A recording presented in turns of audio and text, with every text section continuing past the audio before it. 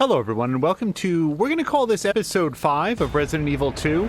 That's on account of our previous episode having crashed partway through, a new unlockable model of some sort. Last episode crashed at about like the 2.5 hour mark, so we wound up in sort of like the editing process afterwards, splitting it up into 2 separate episodes, called it 3 and 4. It makes sense. It was a fine place to break it. Hopefully the game won't break any more than that, and we're going to pick up where we had last left off with Claire and Sherry's... Yep. Boy, that's fast. So, at the end of the last episode, I got by a zombie from behind, and that was disappointing. We're currently at Caution. I do have an I know that we did our inventory stuff last time. I'm just taking another stock of. We do have our high impact bullets. We have something to cure poison if I get poisoned. We do have the Rook plug and some high powered rounds and a first aid spray. Yeah, I don't see any particular need to reconfigure what we've got. And as I recall, yep, that's where so where we're trying to get to. Yeah, this leads to garbage room and main power room. And I haven't been to Lower Waterway yet. Where we're trying to get to is this bottom waterway here to get into supply storage. That's where I got last time. So that is almost directly below this section right here. So I think we go through treatment pool room and then maybe down that staircase. And then we can go around that way. So, yep, we're going to go through to the east, which is... Let me just check our map. Yes.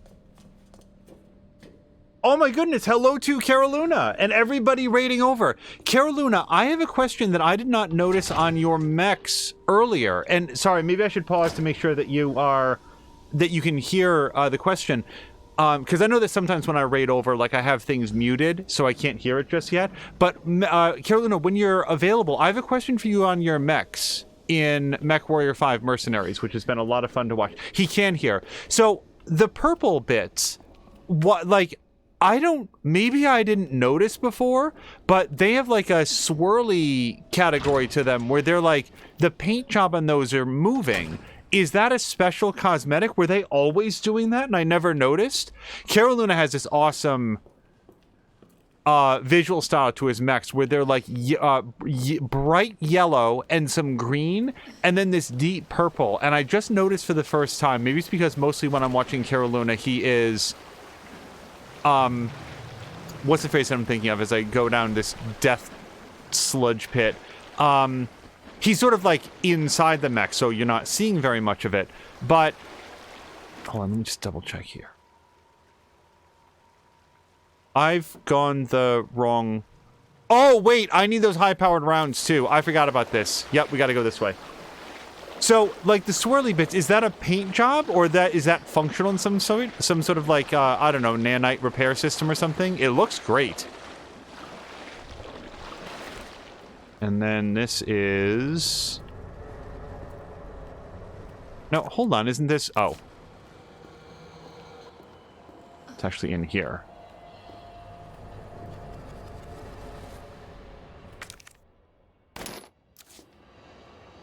Okay. Now, was there anything else if we go up workroom lift? That takes us all the way up here to plug socket, which had the bridge, and there's nothing else up here that we need. Okay. Carolina says, they didn't do that earlier. I changed the pattern a few days ago, so the colors are similar, and the purple is a bit jiggly. I think it looks awesome. I really appreciate the visual design of that game. All right. Yeah, I hope everybody who was watching Carolina had a great time with it and enjoyed the stream as much as I did. I wasn't able to chat much, but I was sort of lurking. And we have no cause to go down that way right now, I don't think. But if we go to the left here, then we can get there somehow. All right, we'll figure it out.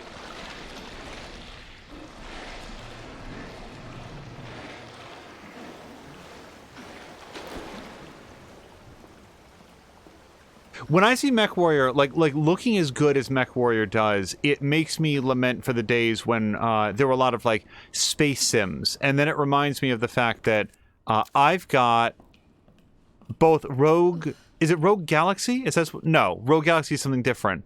Rebel. What the hell's it called? Isn't it like Rebel Galaxy and then Rebel Galaxy Outlaw? Maybe that's what they're called. It's something like that, which are like sort of like modern ship flight games, and I want to play those. Yeah, Carolina said Rebel Galaxy. I think that's it. Yeah, Rogue Galaxy is something different. Rogue Galaxy was a 3D action-based RPG from Level 5 on the PlayStation 2 that I played, and it was very good, but it did not quite scratch the same insatiable itch that Dark Cloud 2 had. It was from like the same development studio, and it was good, but it wasn't... It wore a little bit thin after a while. Okay, so that moaning, we've been calling this Moni. I really don't know how to deal with this, so what we're probably going to do is equip our high impact guns. Oh, also, just so that everybody knows, no, it never, ever occurred to me to use grenades against this guy. That was something that was actually brought up to me by my producer. Like, hey, you've got a lot of grenades. Like, you'd probably use them against these big guys. And right now, I'm like, we're so far in that I'd feel almost like I'm wasting the grenades at this point, because I think that if I can get past this guy, then it might be the last one that I fight. But equip. Yep. All right. Otherwise, yeah, if this fails spectacularly, then we will probably grab a grenade on our next attempt. Also, we'll probably save it after getting the extra bullets. Oh, Carolina says Rebel Galaxy is fun. I did not know that Carolina had played that. So, should I shoot this guy before he grabs me? I mean, probably. If I'm going to shoot him, let's just shoot him with a regular bullet. Or these bullets. Yeah. Hold on.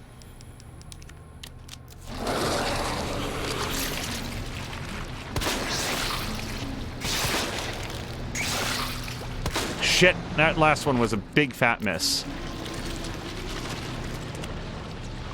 So we're gonna try to like just juke around these babies. Okay, not quite.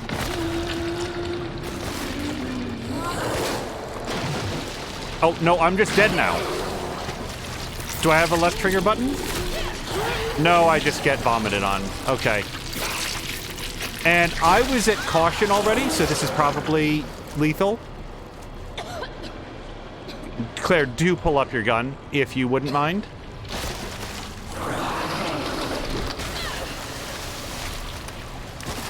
Okay. And at this point, nope. Is that it? We didn't even get a death scene, just she gets pulled under the sludge.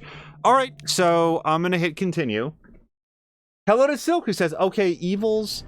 How evils are the residents in the vicinity? Should we be worried? Are there vampires, werewolves, zombies? Mostly zombies, although on occasion we do have the type of just grotesque amalgamations of flesh like we just saw. Silk, I hope that you're having a great Thursday so far. Carolina says that he's not sure if he streamed Rebel Galaxy or not, but it's a good while back if I did, and he only has 47 hours in it. Yeah, Silk, I hope that you've had a great Thursday so far. Also, Carolina was saying Rebel Galaxy Outlaw didn't really push my buttons. I think Samalander streamed that a while back. I've heard... So, these two games are very different. If anybody wasn't aware, Rogue Galaxy... And now, Carolina, I've not played either, so I'm going to describe them, and you let me know if this is close.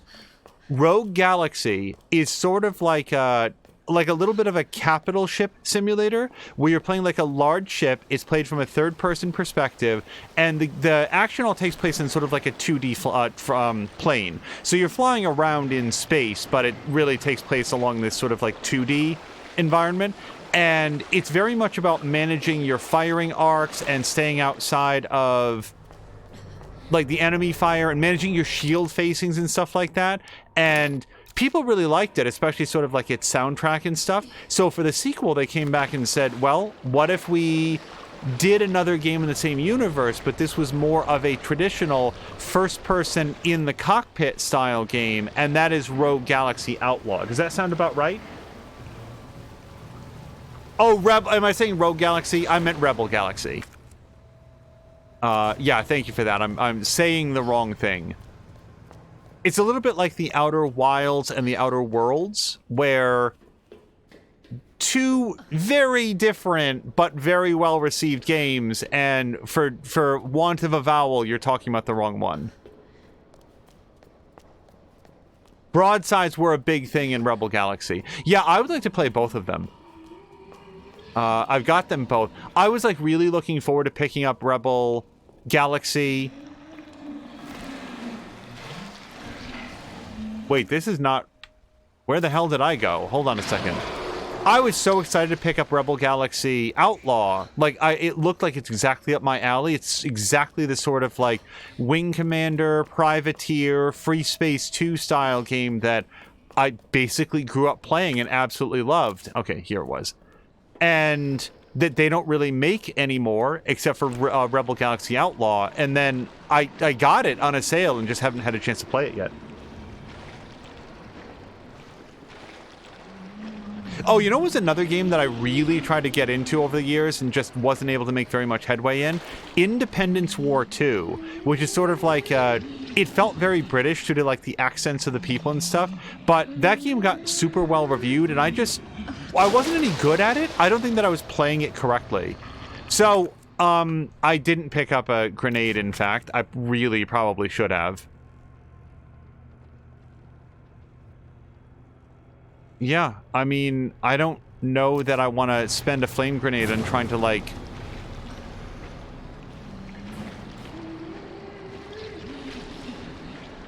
shoot this guy, so we're just gonna sort of... You know, why am I getting so close? It's a ranged weapon for a reason. Let's shoot it at range.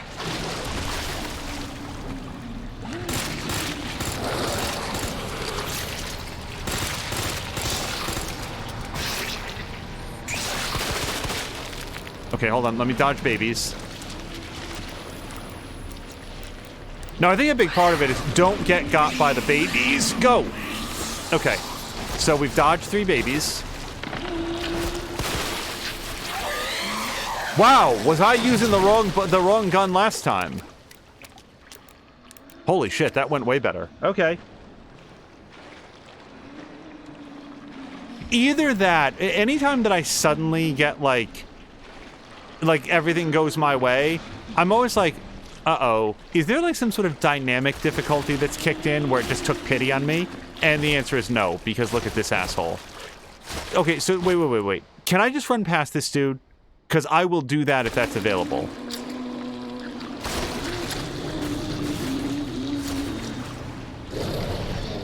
No, everybody fuck off.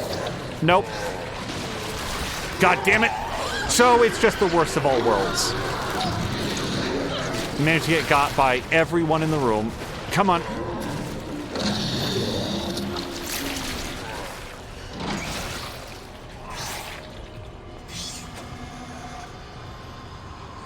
Okay. There's like treasures and stuff in there too. See how it's still red? But honestly, like what could possibly be in there that would be worth the all of my lives and all of my bullets it would take to go back in there and get it? Silk says... Cara Luna, thank you for the request to quote Let Me Dodge Babies. Silk is saying, I love video games. Sounds like someone avoiding an accidental one-night stand, Cara Luna. Oh, the dodging of babies? Yes. Yeah, that's one of the main reasons for the one-night stand, so that you don't have to baby up afterwards. Okay, so yep, here's what's interesting. I don't have to shoot this again. Remember that we did that last time I came into this room and died? Oh, dude, come on, man. Hold on. I'm not dying now to this guy.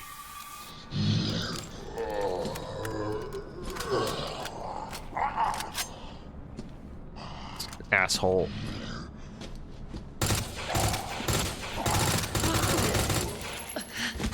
Okay, he's definitely getting up again, so rather than waste bullets on him, I'm just gonna get out of here. Now, I do remember with shocking clarity exactly what killed me in this room, so we're going to play this a lot more carefully now. Well, I was playing it carefully last time, but less... we're going to learn from our mistakes, and this time it will go perfectly fine with no consequence. Alright, so we've got the queen piece. And I think that's the only piece that we can get here. And then this would be for the king piece. Alright. Now, what sucks is, notice the lack of zombies in this room. Like, there's not really anything I can do to prompt, to prepare for the misery that we're about to endure. Alright, so we're also going to learn from our friend who was in here last time, whose name I'm blanking on, and I apologize, but I do remember your advice. Examine the pieces, and then instead of electronic part, it says queen plug.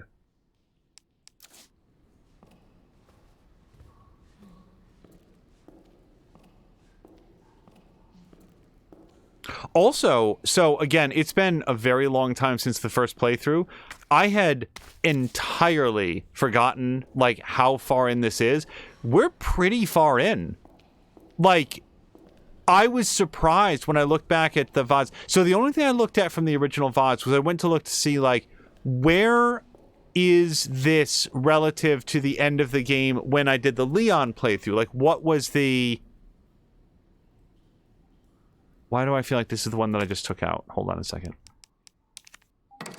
How far from the end do we think that I am? And the answer is not all that far, actually, which I wasn't expecting. Sorry, I'm looking for...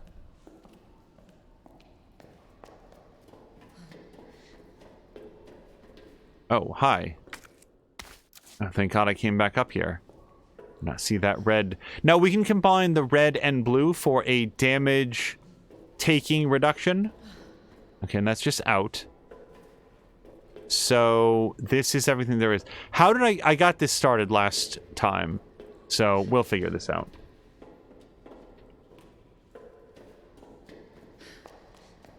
There's only one piece that I can remove, and it is this one. So when I remove this and the door closes, then there must be something else in this environment that I can go interact with. Oh, I can put it in here. Queen piece. God damn it. Can you imagine hiring a security system to come in and secure your facility, and you step back and you sort of let them do their work because, you know, you don't know security, you trust them to be professionals, and then they hand you their pile of chess pieces to use as interchangeable fuses to open the security doors. Well, sir, if you read the contract, you would realize that we reserve the legal right to replace all of your standard issue security badges with chess pieces. Now, that sound is the sound of my doom. Right. So I'm not going to remove what appears to be a bishop piece, and I'm not jumping down here, because that's what got me last time. So we're going to have to leave this piece. You know what I'm going to do? Let's just take and examine. Or is this the king, actually? I think it's the king. Whoops. Hold on. I know this feels unnecessary given the fact that I'm just going to, like, pick it up again later, but I really want to just have that labeled.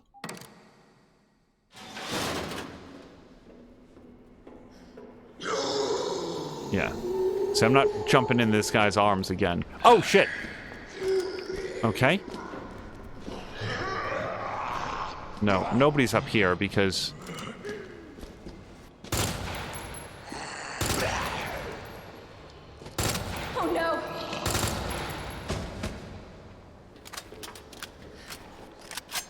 Okay, well, that guy may or may not get up. Come on. What the hell is up with you? Okay. One or more of these guys is going to get up. What my goal is just to, like, grab my pieces and go.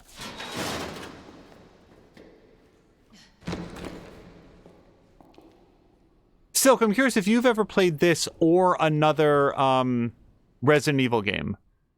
Okay, hold on. This is inscrutable. Spark Shock times 7. Well, I would probably like to have that if I can finagle a way to get there. That's a plug socket, but I don't know which one it is. All right, so if I grab... What do I have? I have rook, I have king, and this is queen. All right. Now, I may have to put some of those things back, because I want into this area back here. Let's see what happens if I put king plug in here.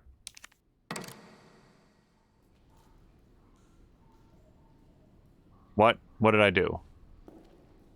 Is that... Did I put in king? Yeah, hold on. One of these jackasses is getting up.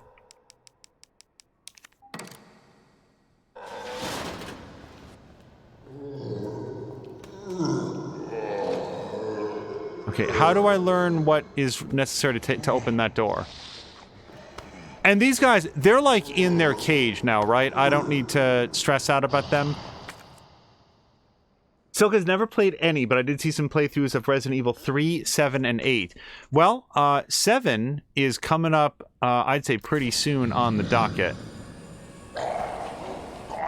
I'm just making sure these doors are locked, because these guys can grumble and growl forever as far as I'm concerned. Okay, what was this one in here? That was the king slot.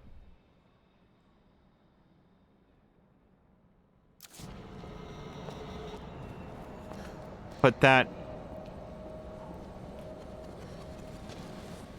Okay, I mean, I can put this in here. Which would then allow me to take that queen slot out. But none of this allows me to get to spark shot number 2 that I know of. God damn it. Any rational human would just climb over these barrels, Claire. I just want you to know. It doesn't take our upper body strength to move the barrels. You just gotta... Just slither right over them. Silk says, why are you skipping the third one since you're playing the second remaster of the series? First of all, I'm not sure if we own the third one. I might. I don't have any particular objection to playing the third one, but my thought is if I can, like, this is sort of like a third person over the shoulder one, the same way as the third one is, whereas the 7 and 8, those are both first person games. It's locked. When she walks up to it, she pushes on it, but doesn't indicate that there's like a key or whatever. So there's gotta be... There's a grate over there. Okay. Whoops. Okay. I don't know what plug it is, but I definitely want to go over there. So yeah, so my thought process is on it, like, I'll play this one that's like a third-person game, and then I'll check out one of the first-person ones, and then, like, circle back for the third-person one later on. Yeah, there's only one way through this. Notice how they're both up. That's super. You asshole!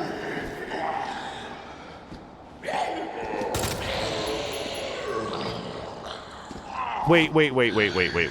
If I'm gonna shoot these guys, let me,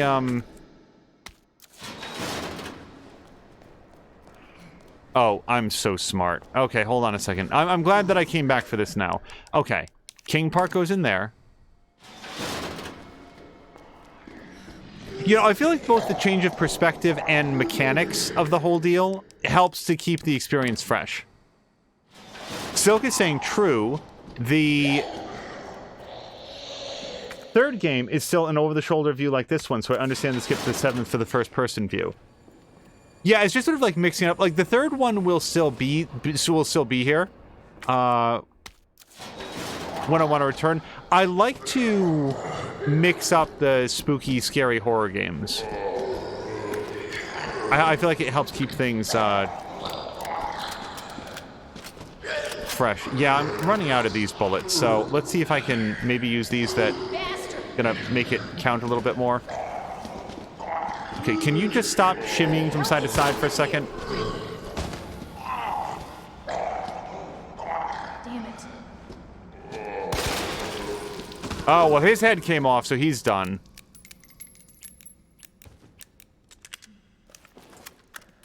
Okay. Queen plug.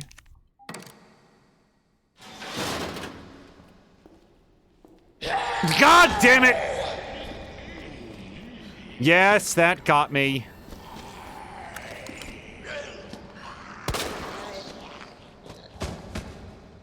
Okay, nobody's falling for it, dude. Okay, what even was this one? King Plug. Okay. He's gonna get back up, but maybe now we'll get to introduce him to Spark Shot number 6. This gun fires wired metallic prongs into your target, allowing you to fry it with electricity for as long as you have the weapon raised or holding LT and continue to stay focused on your target. However, if you let the gun send too much power over the wires will snap after one final surge. Wait, what does that mean? If you don't snap the wires, does that mean that it doesn't cost you a shot? Alright, well, now we can unlock that. Silk is saying, yeah, and the 7th game is said to be one of the best first-person horror-type RE games when it came out. Yeah, just one of the best Resident Evil games and horror games in general. So over that guy.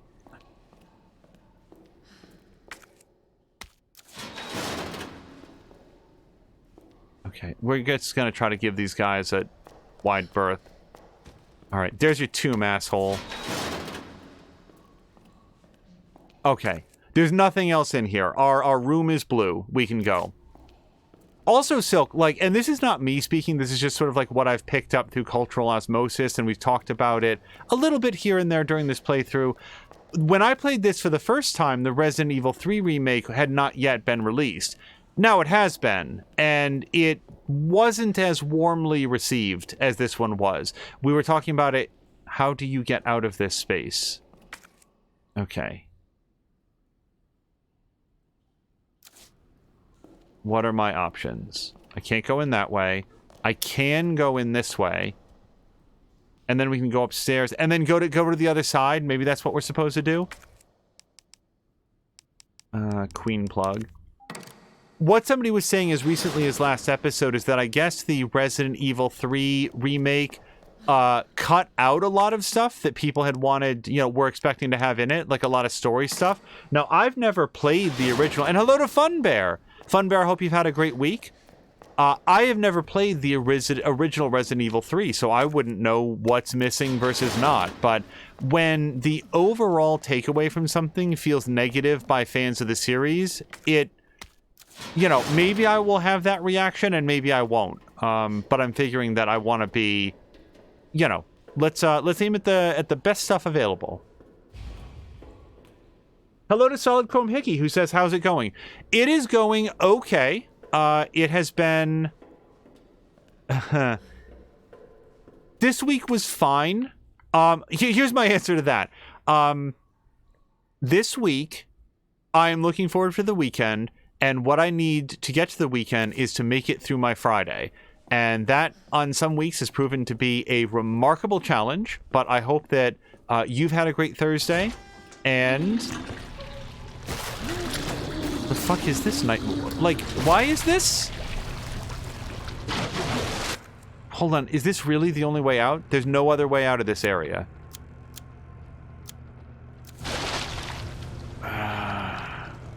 Well, I guess we get to try out the shock shot. God damn it, I want to save the game. Silk is saying... I've had a good week so far. I've got dishes to do, so I'm going to lurk for a bit. Well, Fun Bear, thank you for the lurk. Hopefully we can provide some background entertainment. Silk is saying, I haven't played Resident Evil games, so I can only objectively say that the 3rd remake has some interesting stuff to take from the franchise. However, I can see some mechanics being annoying when you get to a certain point, and that's all I can say without spoiling anything. Well, thank you for being delicate around the spoilers, because I would like to play it eventually. Yeah, Solid Chrome Hickey, we were just talking about... well, this game, and that I'm actually pretty deep into it and close to the end, and that Resident Evil 7 is at least one of the... I really don't want to go into this water, you guys. Okay, hold on a second. Well, if I was to kill someone that lived in water, I feel like a shock shotgun would probably be a good bet. Here's my concern. I've never shot this before, so I don't actually know how it works. But we're gonna do our best.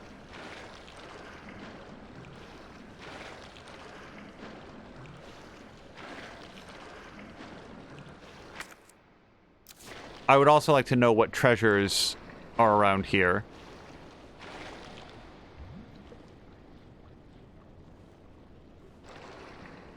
Oh, shit. Okay.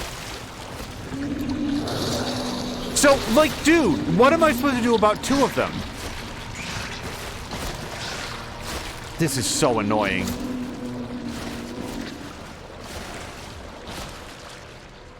Okay, hold on a second. This guy has a shell over his eye, so I know I can remove that shell with his high-impact gun. Yeah, it does that super well. From there, maybe just this regular gun? Silk says, you're welcome. I hope you'll find it interesting and fun when you get there, the 3rd game. I suspect that I will not have as negative of an impression about it as some others have had. Because again, I'm coming to it, we were talking about this recently with the 3rd Halloween movie. I'm coming at these things with no expectations. Maybe I will like them, maybe I will not. But what they don't have to live up to is my expectations, because I do not have any. And that feels like a pretty good place to be in the game. So, should I just leave? Like, it sort of feels like there's nothing that's going to be in here to make this worth the misery. Yeah. So, like, fuck it. What is going to be worth the 45 bullets that I have to spend to try to survive this gauntlet? Oh, wait. I can't just leave. Okay, well that explains it. Because this game, as it always is like a huge asshole about stuff.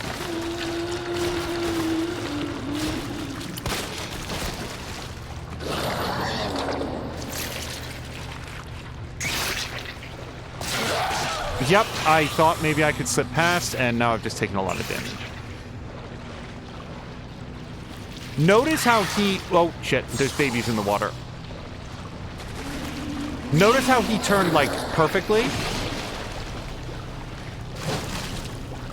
Okay, so I just want to be clear with everybody. At some point, he just gets to, like, go into pursuit mode, and he just gets you. Okay, well, I've got bad news for you, buddy. I have a blue herb, which I'm going to use right now. So, your vomit was gross, but now I'm just going to run away from you.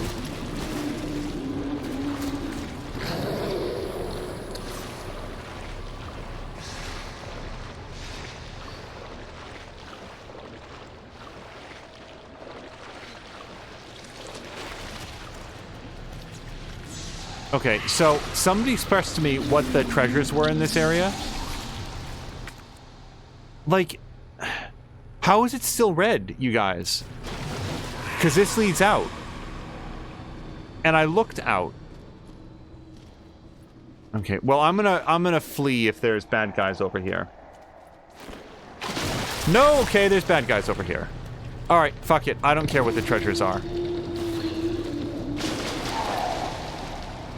Okay, and that guy can just... So, okay, dude! Get out!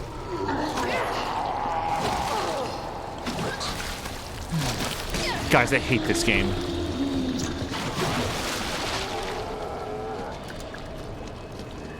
Oh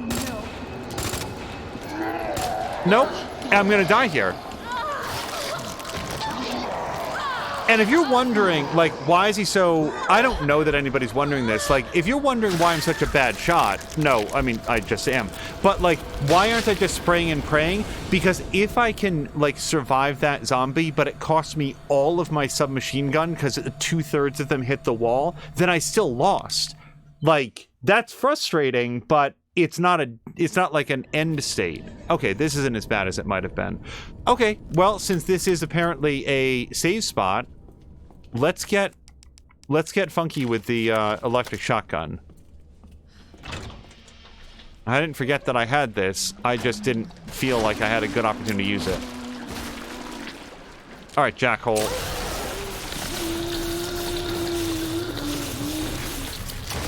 Okay, was that good? Because he's still alive.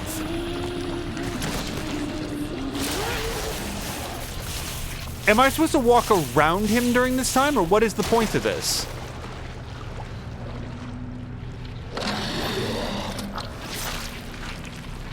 I don't think I understand.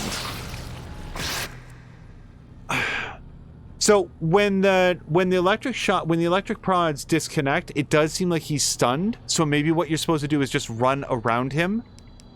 I've never seen this weapon before, so I'm trying to figure out what its utility is. Can we?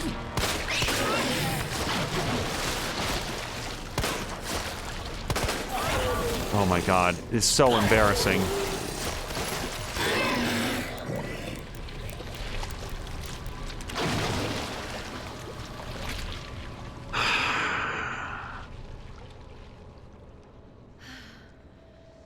All right.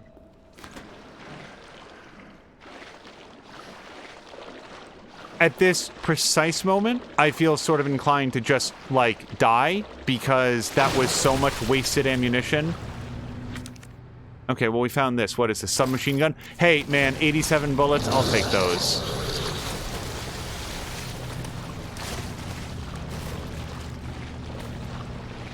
Yeah, I might just eat a fat death here. Because here's the thing. I managed to miss 3 out of every 4 shots. And I didn't get any real utility out of the electroshock gun. And you might think, like, well, can you just, like, load your game? I don't know if it'll load the autosave. I'll tell you what, let's look. Load game. Auto. Okay, let's give that a shot.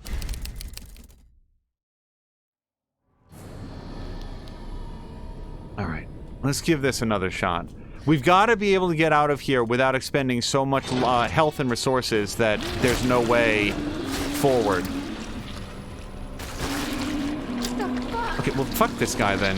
You stay there. I don't know if this is going to work, but I'm going to try to grab those bullets.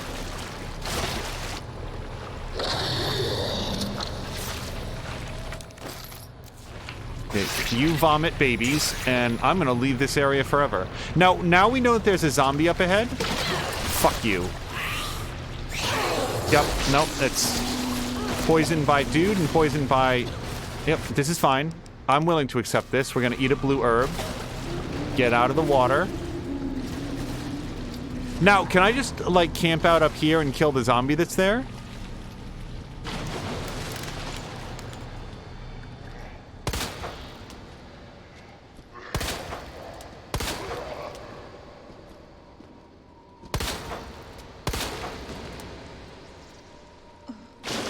I think that actually worked. Like, I think he's down. Dude, eat shit. Okay, I need to stop reacting with just constant swears. Okay, so that guy's over there. So can I just go around him now?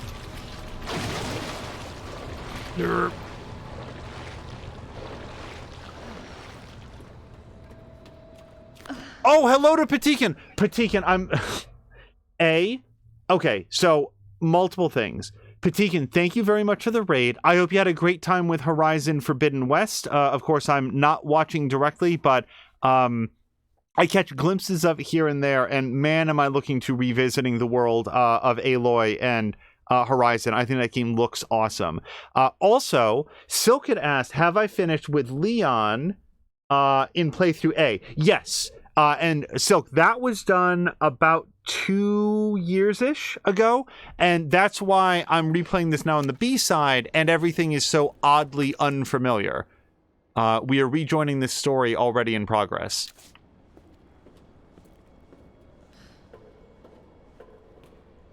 And hello to Moo, who came in with the Top Hat raid. Moo, I hope that you're also having a great week so far.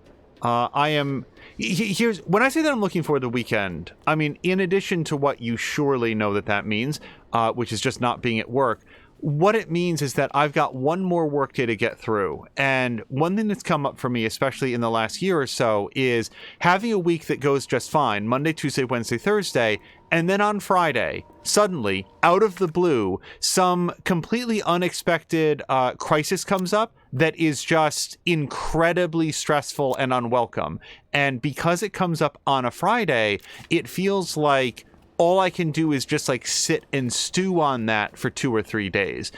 Time was before COVID, like we'd have friends to go hang out with and, you know, spend an evening playing games or watching movies or something. That was so helpful for decompressing. But in our segmented, isolated, quarantined world of COVID, where just trying to keep ourselves and each other safe, there's a lot fewer opportunities to connect with that, and sometimes you can get inside your own head.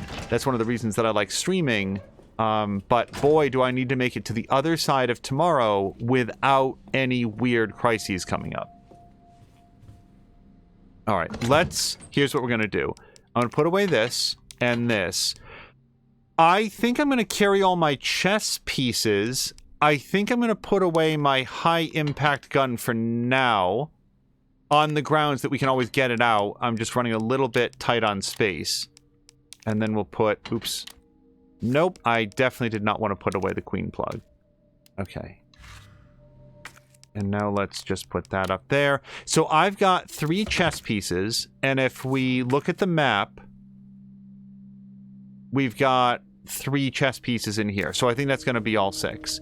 Did I or did I not ever find a video cassette?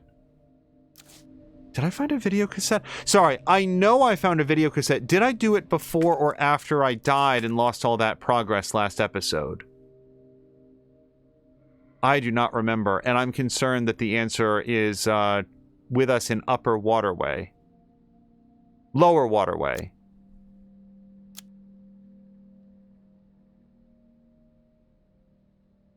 Where does this staircase come from or to?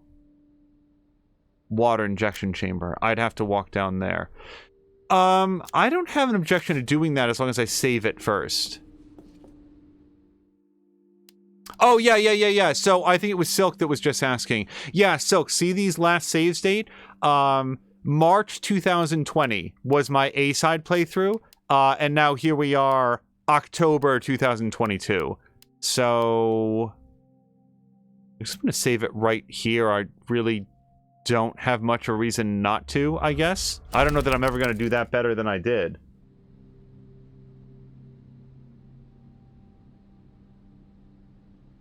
So, sorry, I'm just reading through. Silk is asking, did I meet you know who?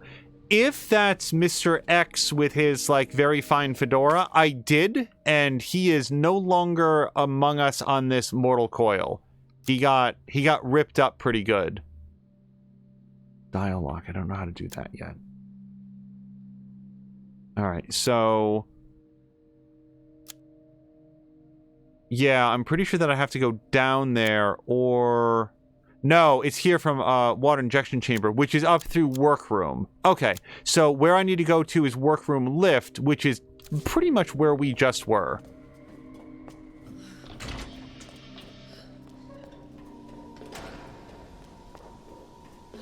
Silk is asking, did you manage to kill him? No, I managed to stand nearby while somebody else killed him. One of the, like... G-virus monsters with the big eyeball coming out of their shoulder disliked the fact that... have you ever seen that Curb Your Enthusiasm where Larry David didn't hold the elevator for somebody but pretended to? That's what Mr. X was doing, and the eyeball monster was unamused. Sorry, so this is... this goes down. And yes, okay, so this is where I want to go.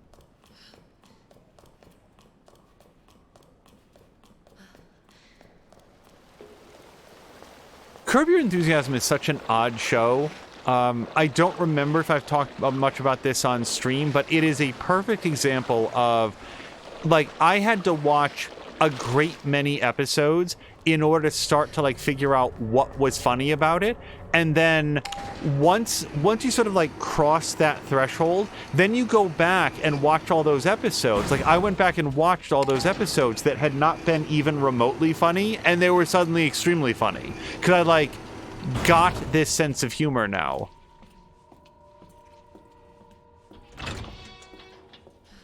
Okay. Now... yes, this is where we go to plug socket, and we put in the rook piece. It might be compatible with any. Wait. Yes. But this is where we found the rook piece. Now, the only trick is that I just have to remember that it's there and we're coming back for it. Silka's saying, so no credits to you for the kill then. No, that goes entirely to giant eyeball shoulder monster guy. He gets that one. I get all the others, although kills are a little bit in quotation marks here. What's this? A knife. Suddenly I'm extremely glad. Okay, now hold on. Why else am I down here? Because this is blue. And that's where the rook plug is. And that's blue. So I have no reason to be here anymore. And I got a... No, go up. I got a combat knife for my effort. Yeah, okay. Well, that was worth a quick trip. Yeah, at the end of the game, it will have number of zombies killed, like 2.5. Number of deaths, 45. Number of Mr. X's killed, none. We got the kill stolen from us. Okay, now, part of me wants to go save it. Oh, well, we have to go back to where I was, because that's where the actual chess puzzle piece is. So...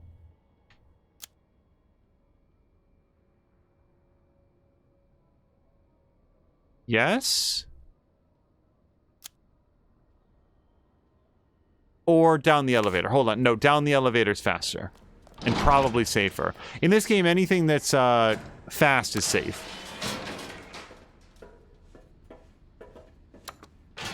Silk is saying, I did see someone explain the plot of Resident Evil 2 from the classic games, but never the full playthrough of this remaster nor the classic, just clips and pieces of important aspects and the storyline of this game. Boy, what's the storyline of this game? So there's going to be a lot from Leon's A-side playthrough that I've forgotten. In this game so far, Claire Redfield, who you see on screen right now, who in my head is Jill Valentine, she's super not. This is Claire Valentine.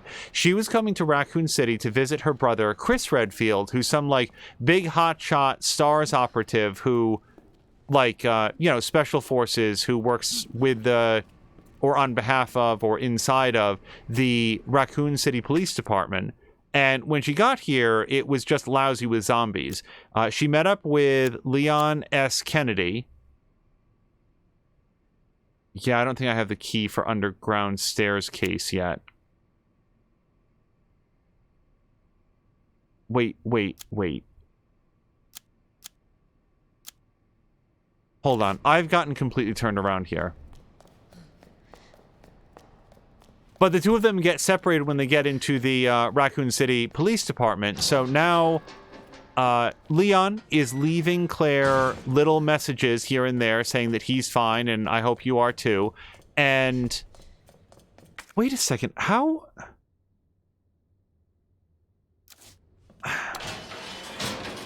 I went like in the wrong elevator somehow. So anyway, Claire gets in here, and then as she's sort of making her way through and realizing that her brother isn't even in town right now, she then sees this little girl named Sherry and goes to, like, help Sherry, but then Sherry gets kidnapped by this mustachioed man who turns out to be the chief of police.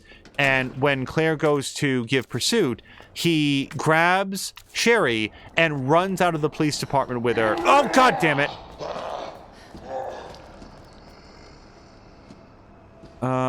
Yeah, I can't run past this guy, so we're gonna have to spend our last bullet here.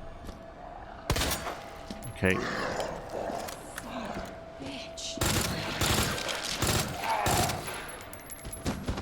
Yeah, whatever.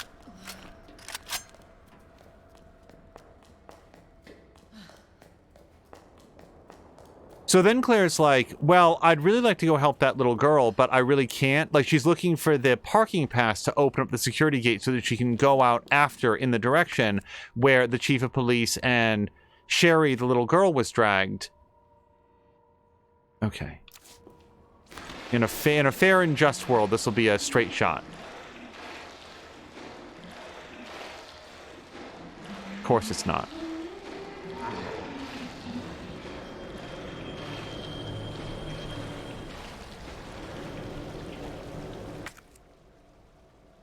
course it's not.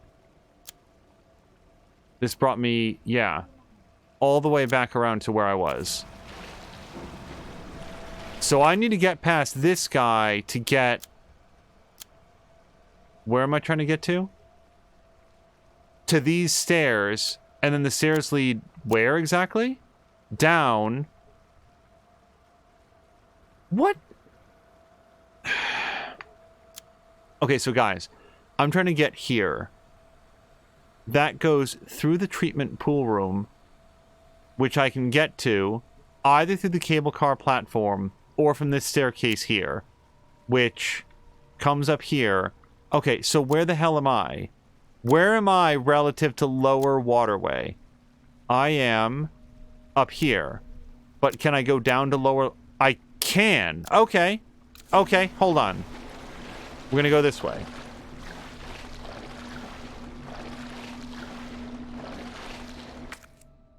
Well, fuck this then. Okay, we can't do that. So, by the way, then there's a whole section where you play as Sherry after she's been kidnapped by the cop.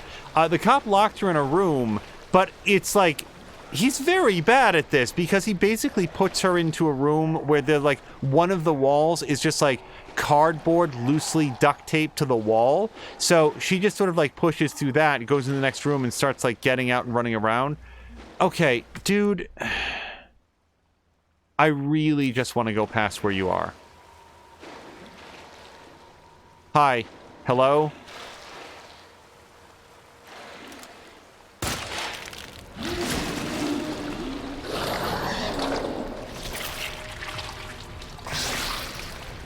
Okay, so he's in a very narrow spot, so I can't really, like, run past him. We're gonna dodge these babies, I hope.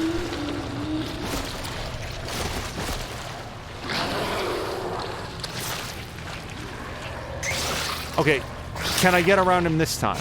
Okay, there we go.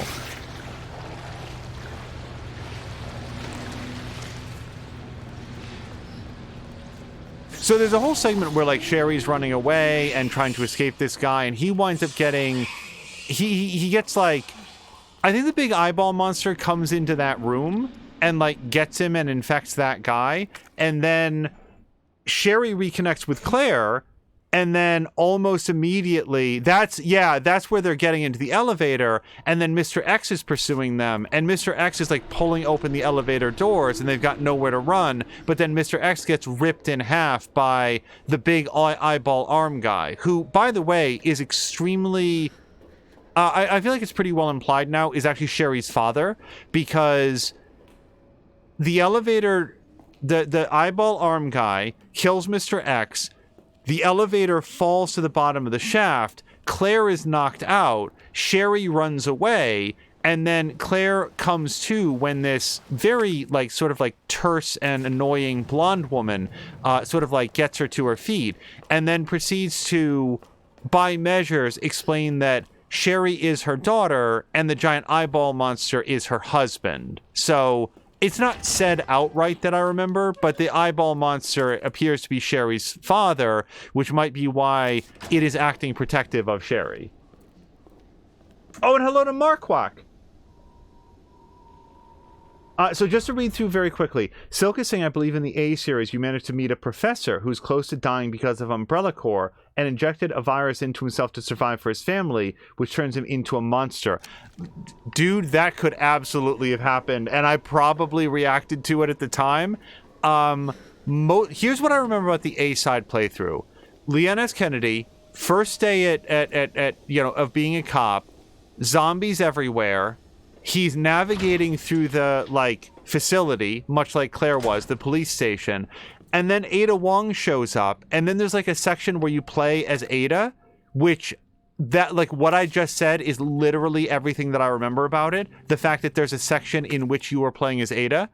And, hold on. I'm actually going to lay down a different save just in case there's some non-whackety-sacks way to have done that. But yeah, then Markwak was asking, or saying, She got cop blocked. What part was that at? Cop blocked. Oh, was that when Claire was going around like none of the cops were here? Or was it Sherry that Sherry got cop blocked by getting dragged out? Okay, so this takes us back to our puzzle. So we know certain things for true. This is the pawn one. Are there any other that are clearly labeled? No. No. Yes. Okay, so the knight one is clearly labeled. This one is green, but that doesn't mean nothing to me. So we're going to pull bishop plug back out. Oh, and by the way, I'm not sure if I examined these. Electronic part, yeah. This is a weird thing, but let me just do the examine. Knight plug. Okay. Knight plug into knight jack. Okay, and pawn, again, I just want to label it something other than electronic. Oh, Marquack! I just remembered what I wanted to say to you. I don't know why I'm saying this to you specifically, but we've been talking here and there about Victoria 3. Pre-order done. I did it. Like the grand edition, the one that comes with like the first expansion pack and the whole thing. Let's hit it. I did not play a ton of Crusader Kings 3, but I had enough fun with it that I'm willing to say that Victoria 3 takes place in like a time period and sort of has a general focus that I think I'll like even more. So let's do it. Speaking of let's do it. Okay, so we've got the only two ones that we know for sure. Now let's read our puzzle clue. No.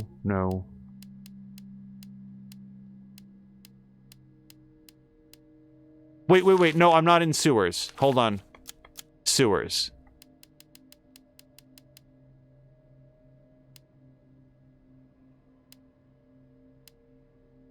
What? Hold on. I know that this is in here.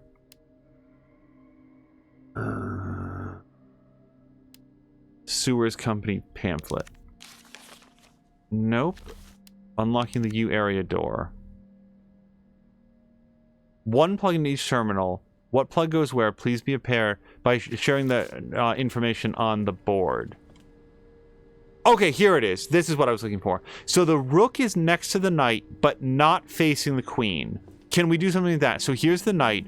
So the rook would be next to the knight, but the queen is not going to be across the way. So let's put the rook in. Okay. So the queen is not going to be here. So the queen could be here, or the queen could be in this diagonal one. Let's read the rest of the clue.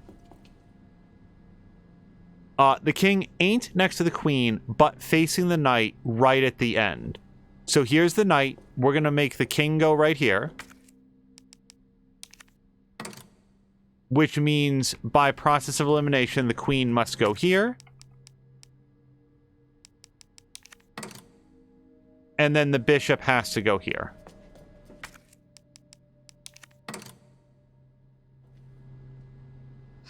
This is not my forte. Shit. So that's not it. Okay. As Marquack says, 4 more days until Victoria 3. Yeah, is it only 4 days? I thought it was like 5 or 6. Whatever it is, I'm really looking forward to it. Yeah, doesn't it come out on the 25th? Or am I misremembering that? Might be misremembering that. Okay, so what did we do wrong? The rook is next to the knight, but not facing the queen. So the rook is next to the knight, not facing the queen. Right, it's not facing the queen.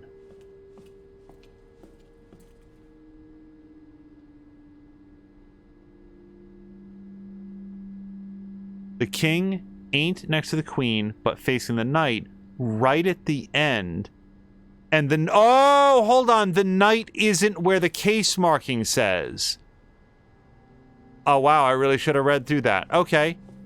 Well, shit. Okay. Okay. So if the knight's not there, then that means the rook's not there. And if the knight's not there, then it also means the king's not here because the king is facing the knight. which also then puts the queen into question as well. Great. Okay, so we're basically starting from nothing. But the pawn is where the pawn goes. So, okay. If the knight can be anywhere except this one. So...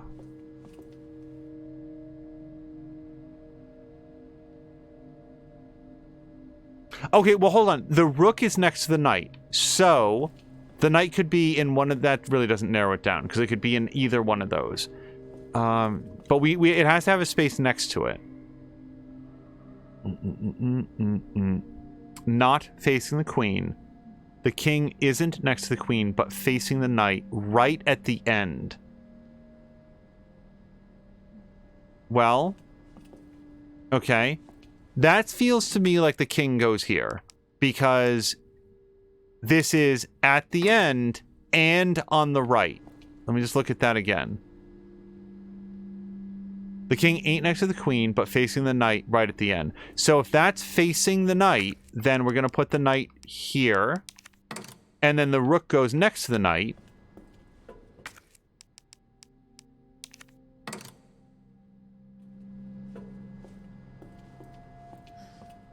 And the king is not next to the queen, right? Yes. So that means the queen has to go over here. And that only leaves one space for the bishop. There we go. So it is October 25th. Sherry. On my way. Save Sherry. Yeah, so Sherry's the little girl that we were talking about. Samalander, thank you so much for the resubscription. And also, you guys, Centrifugal Force resubscribed like the other day, and I saw that today, and I was like, I honestly cannot remember if I thanked her.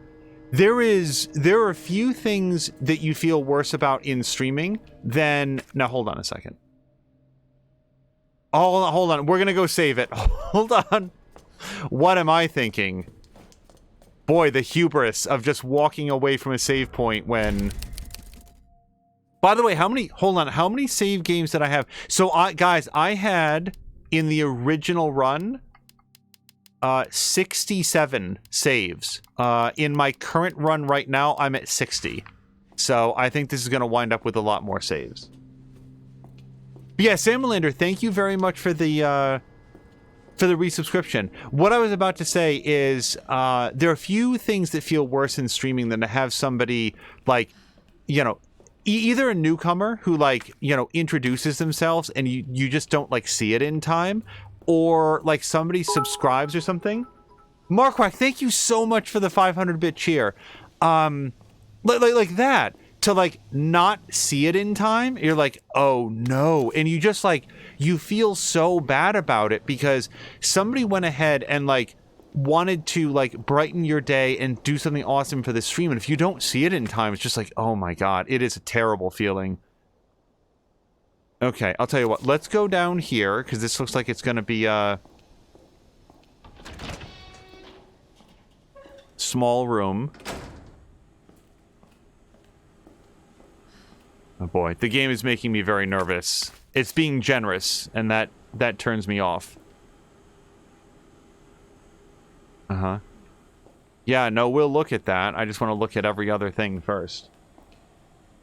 Patigan says, just like when I come in and say hi, and you notice 10 minutes later that I'm here. Yeah, no, but seriously, other things that, like, if you're watching and you haven't had the experience of, like, streaming yet yourself, first of all, do it. Do it. It is a lot of fun. But one of the things that you'll feel mortified by is, like, here's something that happened earlier in this playthrough. We got a big raid from, like, a streamer that I like and respect and don't actually, like, know that well, but I watch his content all the time, Dan Snacks, and... What the hell does this mean? When I went to do a shout-out, because, like, you want to do shout-outs for people, the stream crashed. Our stream has probably, in the entire years that we've been streaming, gone down, like, just hard crashed 3 times, like, ever. And one of them is right after getting a major raid, rather. And, like, Patikin raided over earlier. When you raid over, it's always an act of faith. I talk about this all the time, that you're sending your viewers over to someone that they're going to enjoy, that they were hanging out with you, and you want to do right by them and share the community with them. So when Dan Snacks raided over and the stream crashed, it just went totally dead. Yeah, that felt super bad. Okay. That's a big one. Whoops. Hold on. Okay, so that one moves them only a little bit. That's way too much.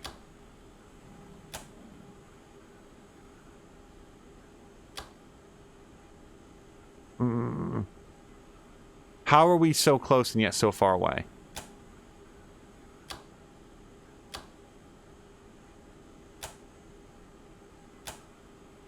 There we go. There's only so many combinations of 4 switches. All right. Anything else in here? Okay, so we've done main power room, garbage collector room, and then there was another doorway over here that we didn't yet check out. And if you're... Shit! What the fuck is this? Okay. By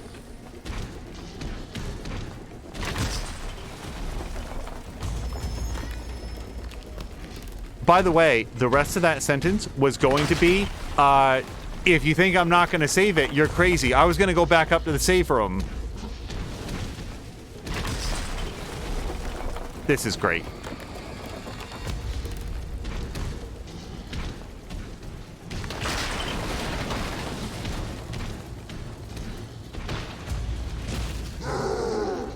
What is this?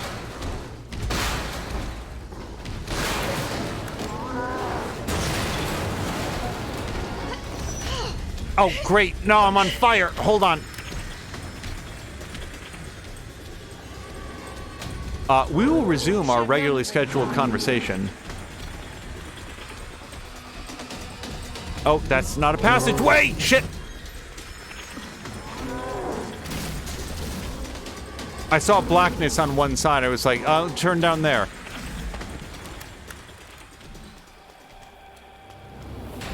I don't care what this does.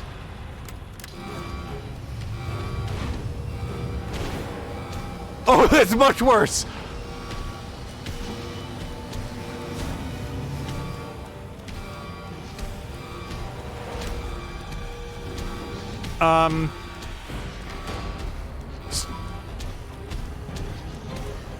Okay, hold on. So this is great.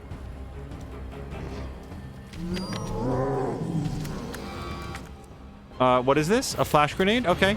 And then a knife.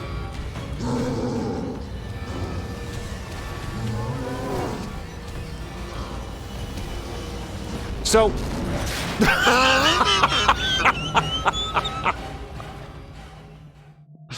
Okay, I would like to try that one more time, but replace Claire for the monster.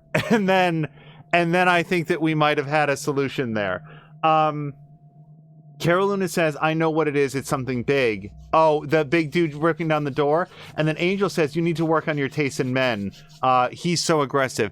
It does feel like a very abusive relationship between Claire and the giant distended flesh monster with the eyeball in one.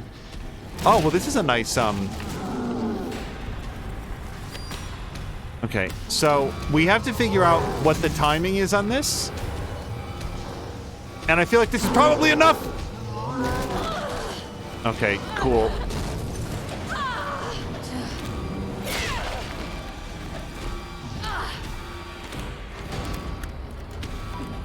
Okay, none of that worked the way that I'd hoped.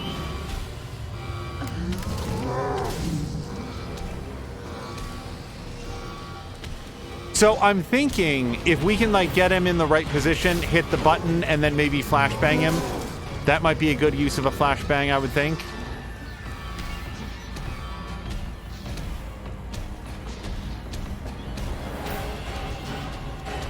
You'll notice that I'm not, like, shooting at him because I might as well just insult his religion. Like, it's not going to make any difference.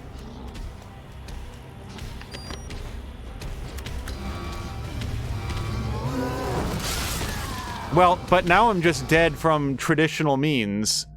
I didn't need a giant shipping container to whack me. I just wound up being dead. All right, continue. Fox McCloud is saying to the chin, and Carol Luna is saying, I don't think you were supposed to be there. Okay, let's grab that and that. Dude, fuck off. Well, see, now I can't go over there. Hold on, don't be here. Yeah! Okay. All right, this time, no matter what, let's do the flashbang grenade. No, no, no. Hold on. Switch to assisted mode. No.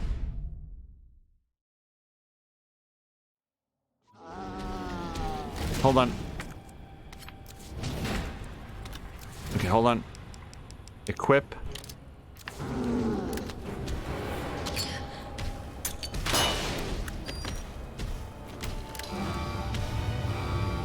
If he comes and gets me before the shipping container gets him, son of a bitch, stay there.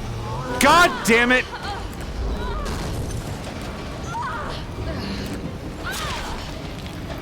Oh, hello to Jelly Buns. Jelly Buns, thank you so much for the raid. I'm sorry, we're getting harassed by this guy. Yeah, see, I feel like at this point I should really just die. Yeah, hold on a second. Let's just reload this because I wasted my flashbang grenade. So let's pause for a second. Patigan, thank you for doing the shout out for Jelly Buns. Jelly Buns, I do hope you're feeling better. I did see your announcement. And hello to Icicle Dust. I saw your announcement that you were not feeling well and you were sort of like apologizing in advance, like, hey, I'm not going to sound my best. Jelly Buns, just as long as you were having fun, hopefully you got a chance to sort of like rest and decompress and have fun with Among Us. Jelly Buns feels well enough to do a small stream. Yeah, hopefully that continues and you're doing well. Thank you very much for the raid.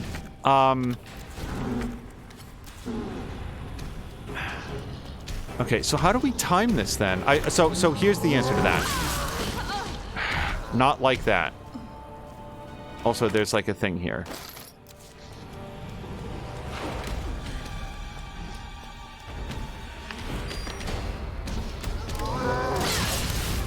How is he always not where I need him to be?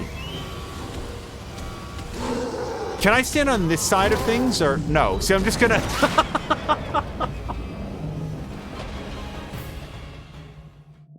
Soka's saying, when do we not get harassed? That is the story of Resident Evil. It is basically a story about characters moving from one hostile work environment to another. Jelly Buns loves bringing people here. Jelly Buns, that is a tremendous compliment. I really, really, really appreciate it. Okay, let's hit this.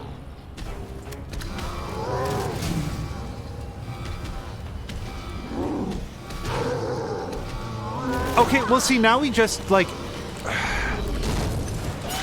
There has got to be a way to have him standing in the path of this shipping container when Claire is not in front of the shipping container. We've got to wait for it to retract. Yeah, that's awesome.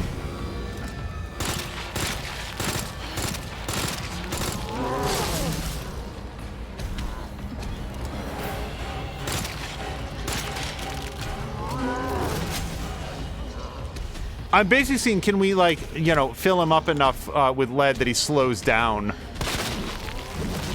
Oh, okay. Oh, the answer is not quite, though.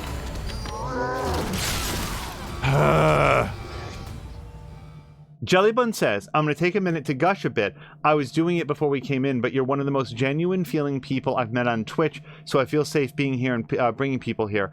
Jellybuns, that means a tremendous amount, because I love playing games. And for as long as I've enjoyed playing games, I've loved sharing them with other people. But one of the things that I found about being on Twitch, or let's start with one of the things I found about being on the internet, is there's a lot of people that, like, they care about the games first and not the people. And one of the things that I'd like to do here is to create a space where you feel comfortable bringing over your folks and that you feel like you can hang out and have a good time. And I like, sometimes I'll get frustrated and, I swear and stuff, but on the whole, I want people to enjoy the journey and enjoy the environment and enjoy sort of the tone and the atmosphere that we set up. So the fact that that's working well for you and that you feel that here, it really does mean a lot. So thank you very, very much. And I see that happening in chat as well. Silk is getting sleepy and says, have fun. Silk, if you're still here, I hope I didn't miss a chance to say goodbye, but I hope that you are going to have a great evening. He says, thank you. Have fun with the stream. And I hope you get this somehow. Hopefully I will. And Carolina is saying yes to jelly buns and hugging jelly buns. Hello to Ronan, who says, I come into a death screen. Ronan, you've come into one of several death screens. Get ready to see this a lot more. And Fox McCloud is saying, you're not safe with me. I'll steal your cheese. I really like cheese. Okay, continue. Boss fight time, indeed. Yeah, so that's this guy. He and I do not get along. What he's doing is he runs over and grabs me, and I'm trying to hit him with a big shipping container. He does not like to get hit by the shipping container. He likes to grab Claire. So, yeah, literally nothing makes a difference.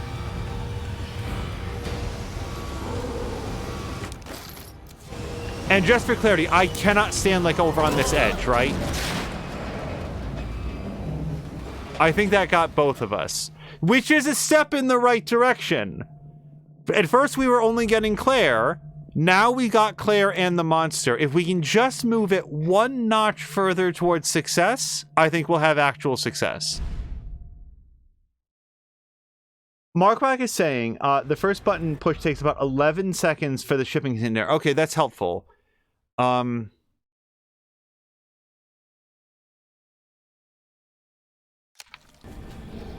What I'd like to do is have the flashbang grenade ready to go.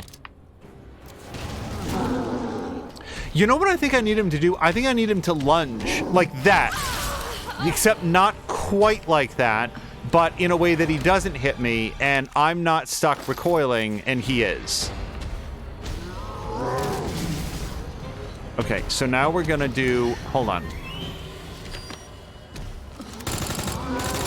Nope, see, now he's out of the strike zone.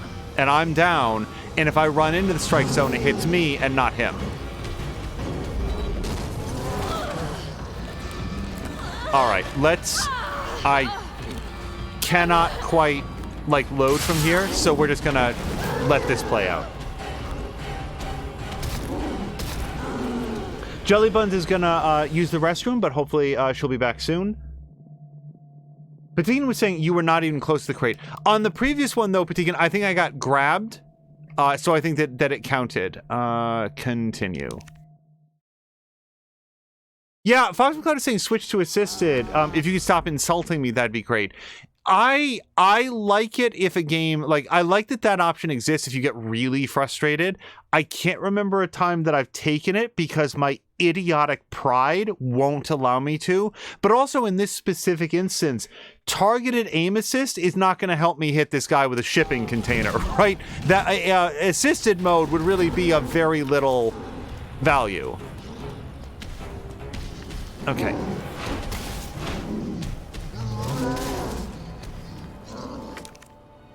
So I need some way to hit this.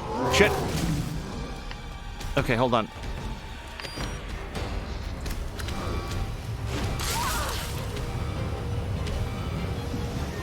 Okay, hold on. Run! Yeah! Claire, go shoot him! Shoot him with bullets. Why did that... Okay, that was very anticlimactic, actually. Cool. All I gotta do is that 3 times. Oops. This is great. This is so good. Okay, well, hold on. If ever there's gonna be a time that I have to use, like, a healing item.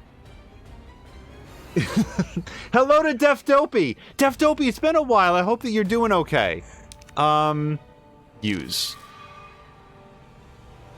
Oh! Shit, maybe this'll hurt.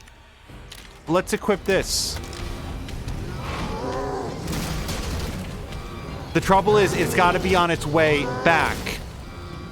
So I gotta wait a second. Alright, now I gotta get back over to the control rod. Come on. Nope, he was not tricked.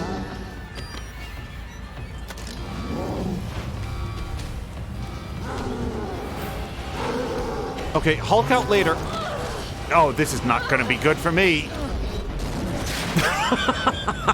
I did try to escape.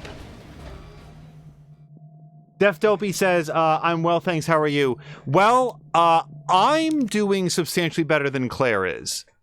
Much less blunt force trauma in my immediate history.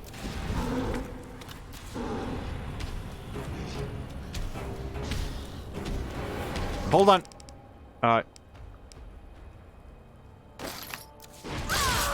Yeah, dude, whatever.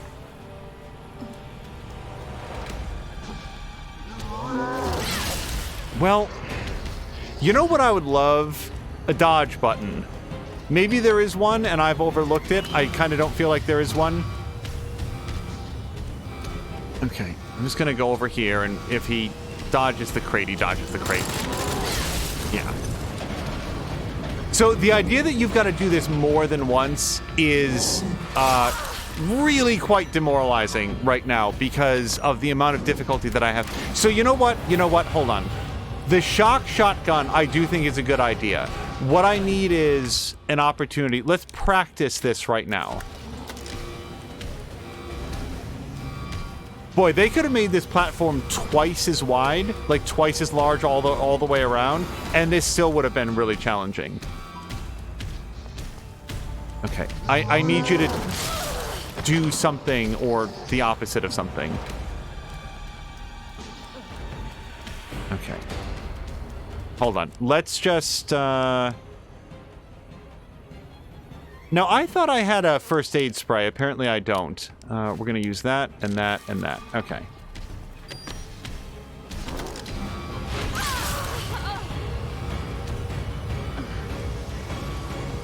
I must find a way to schedule this so that he is not the one standing in the safe zone. Guys, that's the biggest problem. And Intertooth's gonna turn in. Intertooth, thank you so much for hanging out. You did a Factorio stream earlier, which, as with most Factorio streams, is way beyond my knowledge level. But that was fun to hang out with. I was watching some of that while I was sort of like wrapping up from work.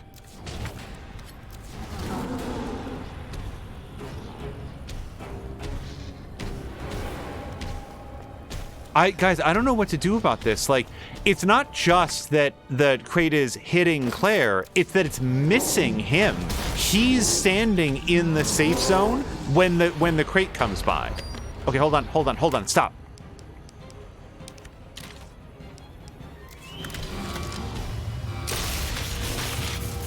Oh, he just doesn't even care about this. That's great.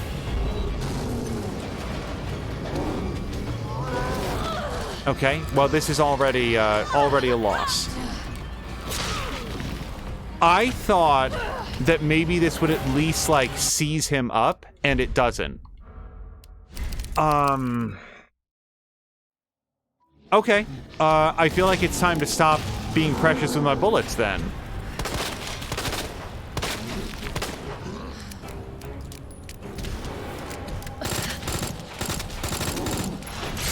Yeah, that's not gonna get better, unfortunately.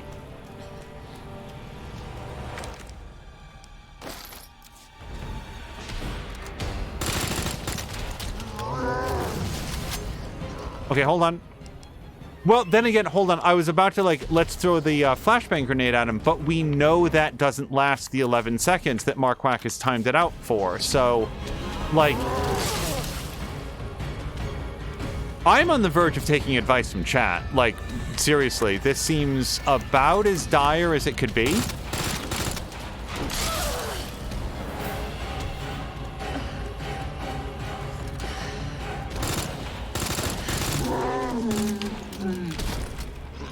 Okay, so there we go.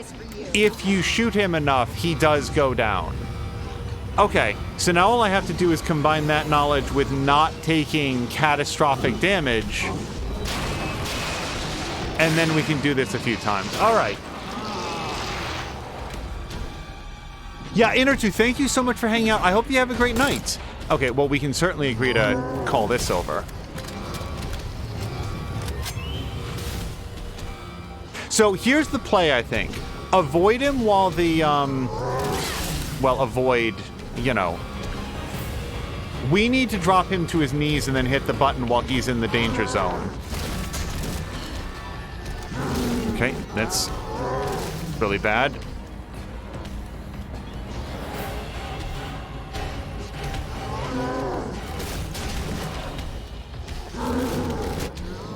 Go, Claire! Claire, you'll have time to limp later. No, she won't. That's it. Okay, but so for the first time, I think that we have some semblance of what to do.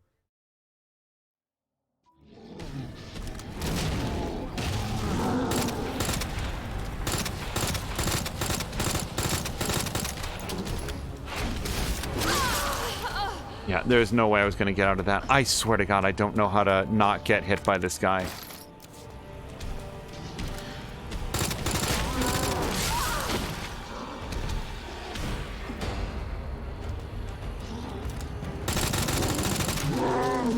Sure, man, whatever.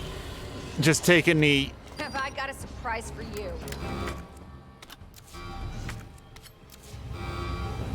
And then, yeah, I'm in danger, so we might as well use this. We'll combine.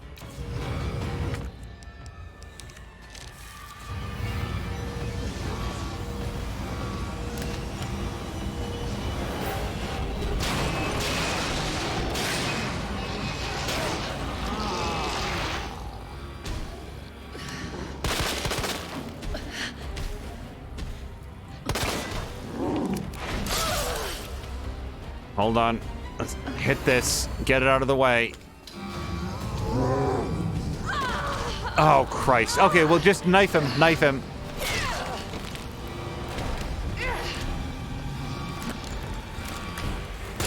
Okay, but I don't want him to take a knee over there is the trouble. I need him to come over here.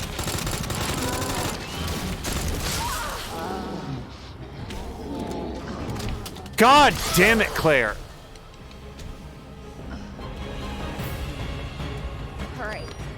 For an encore.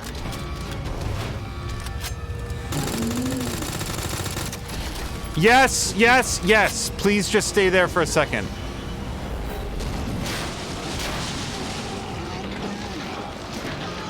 Claire, kick him in the shin. Whoa. I hate bridges. Oh my God, thank God.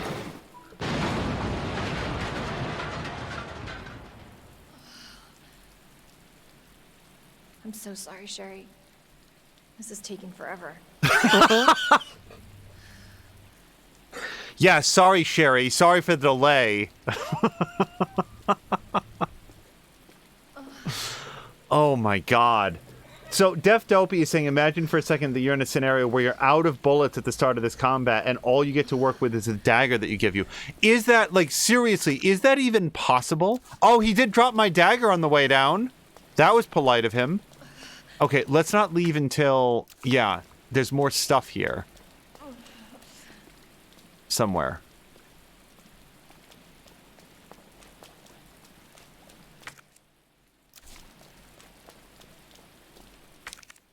Okay. Let's reload everything.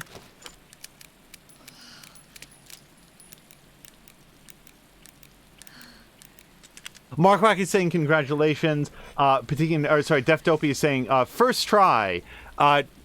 From Claire's perspective, yes. We got it on our very first try. Very, very few deaths in her memory. And then Patikin's like, yeah, sorry for dying so much. Yeah, that's sort of the comedy of it, isn't it? Like, oh, sorry, Sherry, that this is taking so long.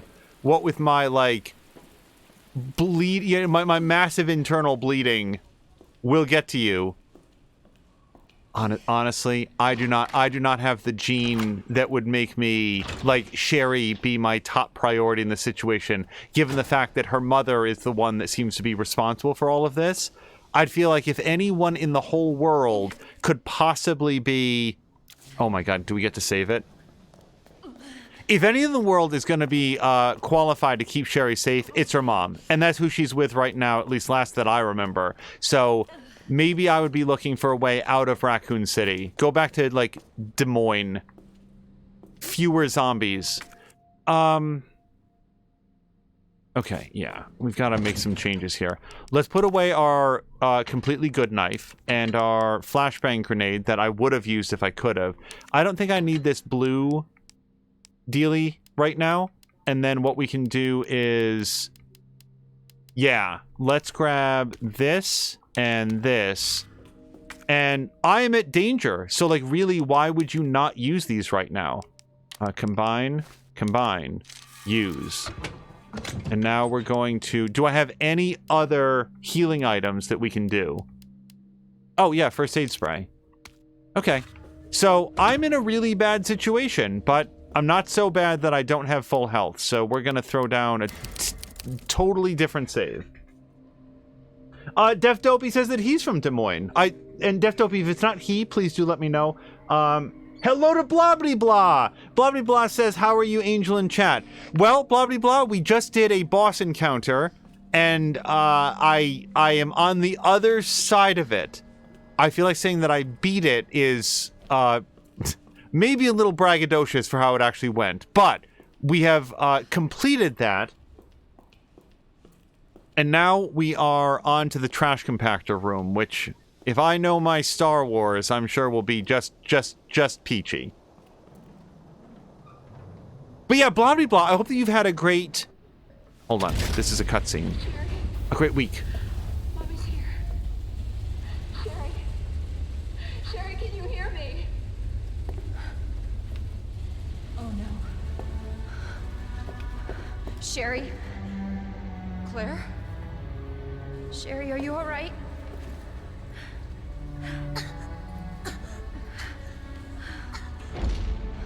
What are you doing? I'm here to help. Sherry's been implanted. She can't be saved. Are you fucking kidding me? You're her mother. Get in here! You don't understand. William is still out there, and if I don't stop him... This conversation is over! Wait! Wait! I can treat her. In my lab. It's not far away. Mommy?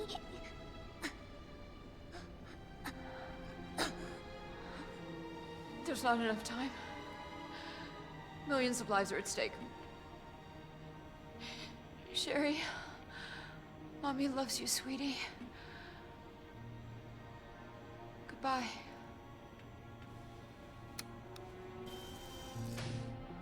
Are you fucking kidding me? Sherry, don't worry. I will get you whatever you need, okay? Oh, why are you doing this? Because I care. Thank you, Claire.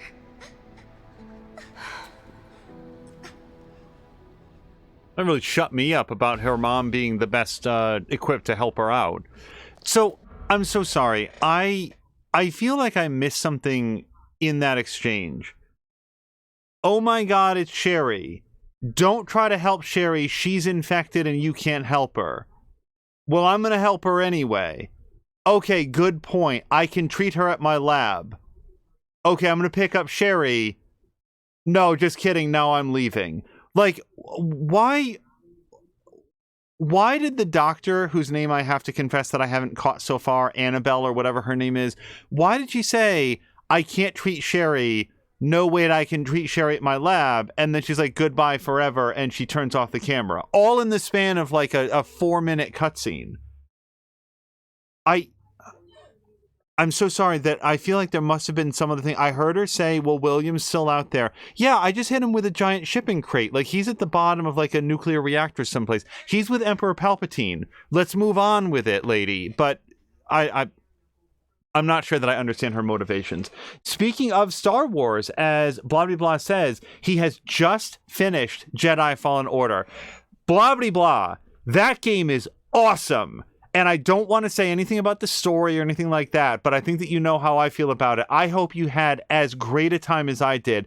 Hello to Grumpy, who says that one day Angel will have a bot. Now, we do have a bot. It should be able to do like shout outs and stuff like that.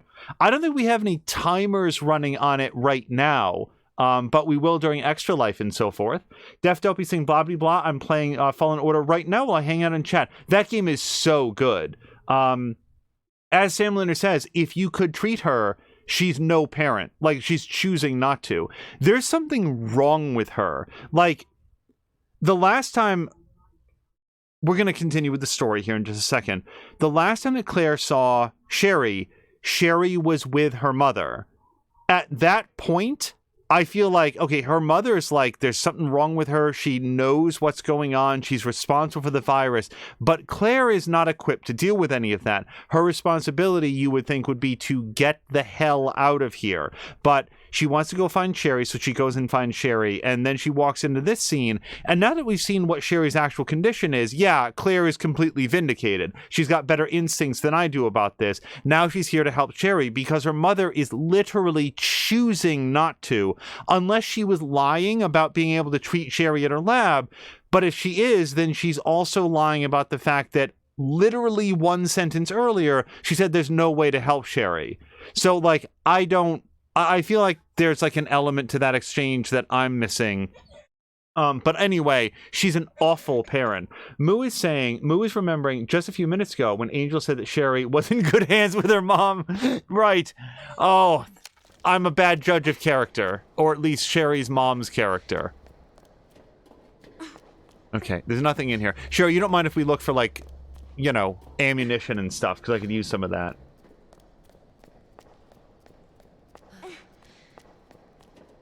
Wait, Fox McCloud was saying, to be fair, there's a virus that could destroy the world, one life over the many.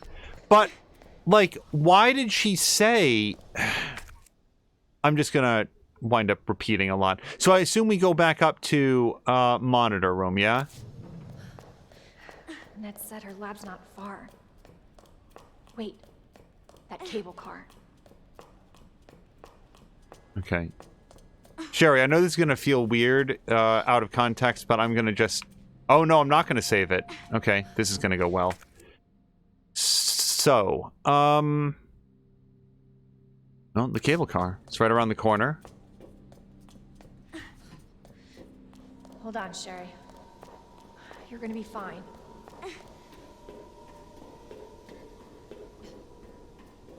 If I were to take the line... There, Sherry. We're almost there. The line that my kid could not be saved, and secretly I'm choosing not to save my kid because I'm making a needs of the many argument inside my own head.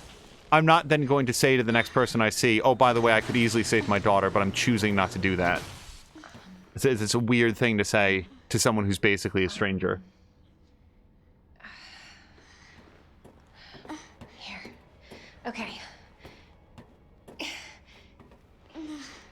Here you go. Just hold on, Sherry, okay? You're gonna be just fine.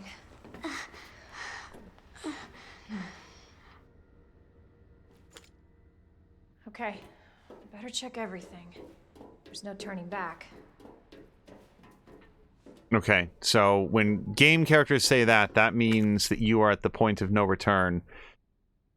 As far as I know, I got everything in here. That's nothing but plugs. I'm not inclined to leave this room for any reason. And also... Oh, no. Well, the dial lock, I don't think that I care that much about, but remember the, oh, maybe we don't. Remember, wasn't there, like, there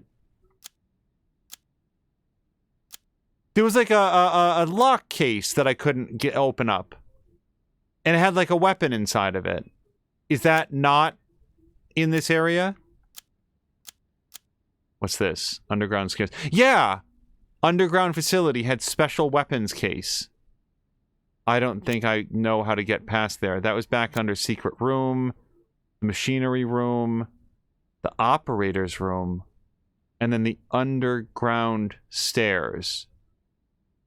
Yeah, I can go back here, but how the hell do you get into this special weapons case? I didn't pick up a key anywhere. Oh, you know what? Hold on, I bet I know what that is. So, I don't think that the person... There was somebody here who was the other day who... So here is... Give me a second here.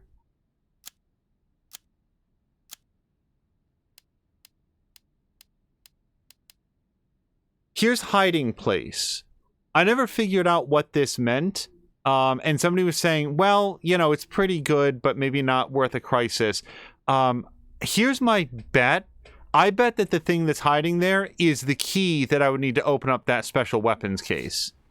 The other option that I have is to go all the way down there, but I don't have any new items, right? I don't think so. Hold on.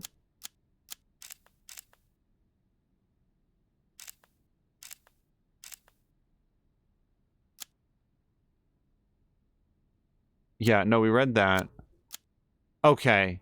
I feel like I don't have anything... Any reason to go down and revisit that. I never picked up any way to open up special weapons case. Alright, I think we're gonna go. I've got a save game if this turns out to be like a terrible idea.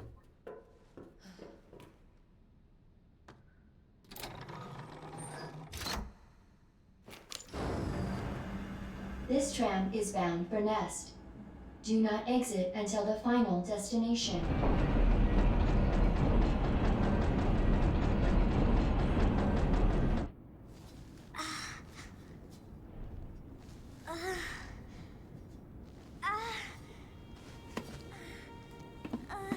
Hey. Are you okay?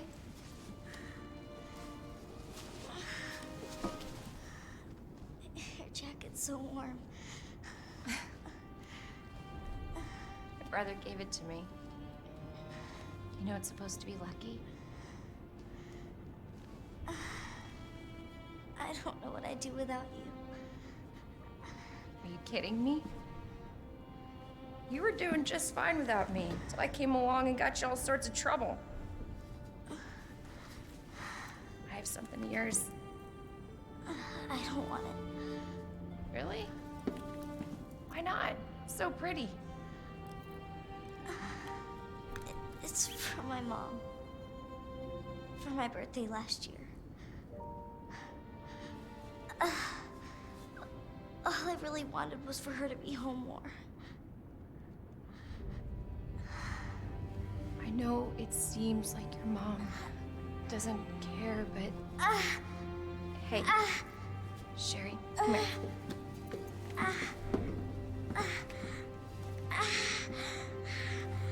Hey, hang in there, okay? Now, arriving at Nest.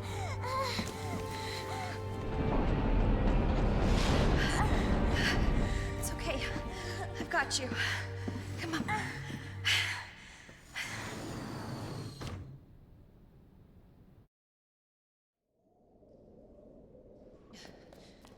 I gotta say, agonizing children's body horror isn't my preferred storyline. I'm getting you treatment. Just hold on, Sherry. It's okay.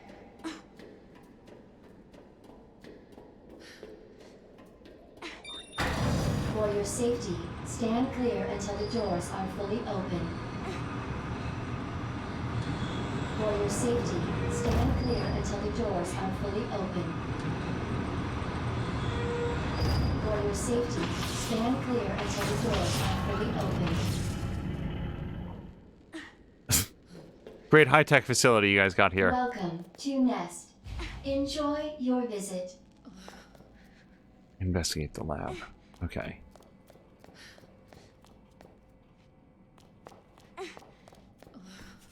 Well, we found a save room.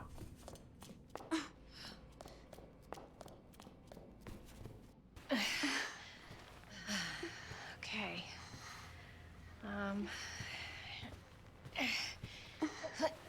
Here you go. All right. Now what? There's got to be something here. Antiviral agent. That's it. That's got to be it. Hey. Hey, Sherry. I gotta go. You stay right here, though, okay? I'll be back soon. I promise.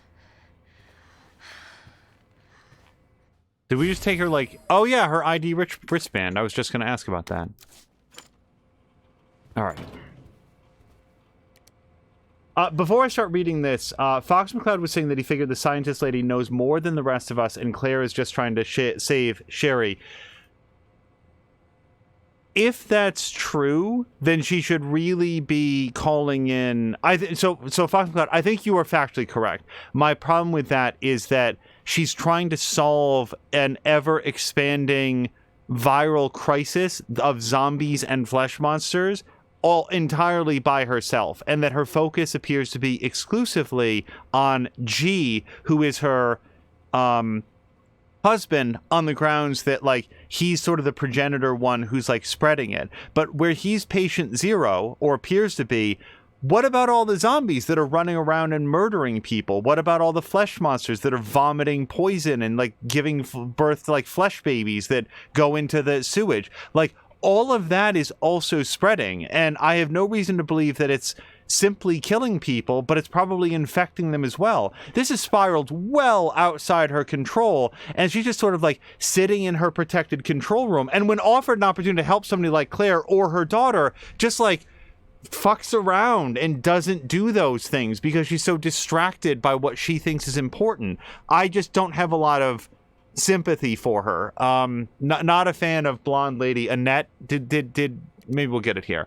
Due to an incident in the North area, all Nest personnel are to immediately use Devil antiviral agent on themselves. It just sounds so tasty, doesn't it? Devil is the only way to prevent G mutation. If you have been infected with the G virus, seek help immediately to target and destroy the G cells in your body. This email is automatically generated in the event of an emergency. Boy, the IT guy who set that up. Hey, this automatic email about antivirals and, you know, G mutations, why do we need to put that into our Everbridge? Oh, don't worry about it. It'll probably never come up. It's really just sort of like one of those routine test things. It's the ipsum lorem of the Umbrella Corporation. North area map. Okay, cool. And hey, they got some flash rounds in here for me. One. Sorry, they've got flash round in here for me. Just the one. Also, Grumpy was saying that he would give anything for the ability to... I'm not sure I'll leave that door open. Remotely deploy the airbags in the cars of people that are riding around in an urban area with their brights on, which is a funny device to envision. Not funny to use, mind you, just I like that as being a concept. I don't know if there's anything I would take if I could. Oh, well, hold on, I'm completely out of this ammo. So yeah, hold on. Let's just get rid of this. Wait, am I out of this ammo? Yes, I am. Okay. So let's put this away, and instead, hold on. Okay, instead, we're going to take out this and this. Okay, so I don't want to use that very often because those are high impact rounds, but they're better than a gun that has no ammo in it. Yeah, I know it seems weird, but you know what I'm not gonna do? I'm not gonna go back to like my 13th save. So let's overwrite that. Moo says, Grumpy is driving and not checking text, but listening to you. Can you ask him to stop and pick up my pain pills, please? Grumpy, if you are hearing this, can you please pick up Moo's pain pills? That sounds like actually something that's relatively important, so I do hope that you hear this. ID wristbands. This research facility uses the latest security technology in order to ensure employee safety and efficient business practices. I'll leave you guys to guess which of those they think is more important. In order to enter and exit the facility and to operate certain equipment, employees must use an ID wristband, 3 levels of access, visitor, general staff, and senior staff. Authentication, it's a wristband. We get it. Okay. Yeah, Grumpy, at least from my peace of mind, can you, if you get a chance... Oh, Moo, thank you. Just, Grumpy, can you just let us know if you heard that? Just because if I was waiting on pain meds, I would feel a lot better if I knew they were on the way. But Moo is gifting gift subs to Jelly Buns and Fox McCloud. Moo, thank you so much. By the way, Fox McCloud is saying, I've been watching another streamer play Resident Evil 6, and this makes more sense that entire game. I have never played Resident Evil 6. Hold on. I want to read the nap room log. I have not played Resident Evil 6. I know that Tim Turry, who at the time was at Game Informer, was an ardent defender of that game. He didn't feel that it was nearly as bad as everyone else, including all of his co-workers, felt that it was. That's about as much as I know about RE6, that it's very action-based. They really moved the horror from it, and that it, like most Resident Evil games, has a very silly story, but I've not played it myself. Fox McCloud is thanking Moo for this subscription, and Moo is saying, thank you for being my conduit to get messages to my husband. Moo, I just hope that he got it, because for all I know, he, lost connection or had to,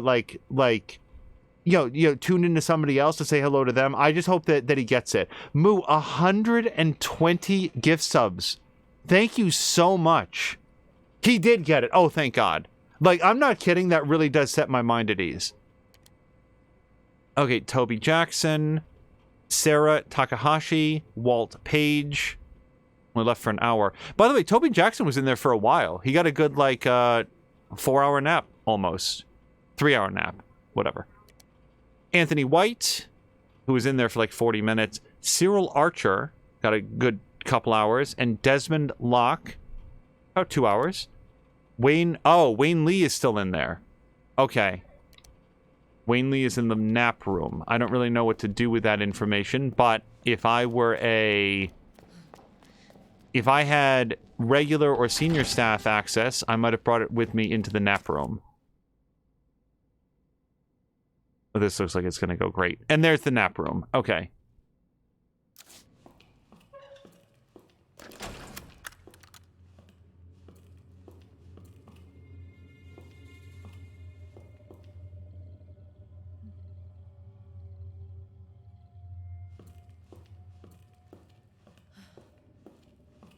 By the way, in a previous Resident Evil 2 stream, I talked a little bit about Helena Taylor and the odd saga of the... There's more than one zombie in here. Of the Bayonetta 3 voice acting. And there's been, let's say, some substantial updates since then. Mostly I'd want to go into depth on those... Yeah, come on out here. Come into the hallway. Okay, either you can come out into the hallway or you can't. Oh, he can!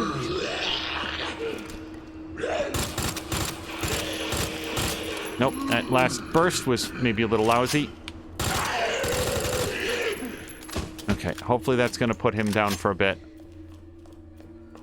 Usually we want to talk about larger topics in our Assassin's Creed streams because we have basically infinite time as we're wandering the countryside to discuss them. But since we did talk about it in an earlier Resident Evil stream, it would be remiss of me not to talk about the fact that Jason Schreier at Bloomberg has reportedly... Okay, well, we're going to have to deal with this, then. Our menu is designed for your nutritional needs using our latest biological research. Please enjoy our tasty selection of healthy foods. What in the sweet fancy Moses has happened here? Could everyone stop waking up?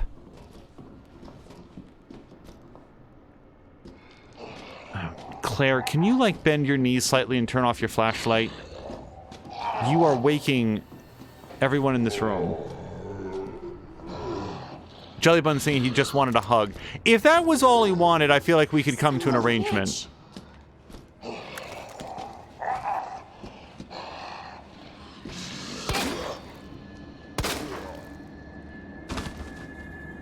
You're fooling no one, sir. Jason Schreier at Bloomberg has reportedly seen written evidence with his own eyes that were provided to him by people familiar with the negotiations, indicating that the $4,000 price payment that Helena Taylor said that she was offered for the entirety of Bayonetta 3 was not an accurate representation, and that she was, in fact, offered $3,000 to $4,000 per session over a minimum of 5 sessions. I will have more to say about this in our Assassin's Creed stream, but if that is accurate, and to be blunt, I have every reason to believe that it is, I feel very lied to by Helena Taylor.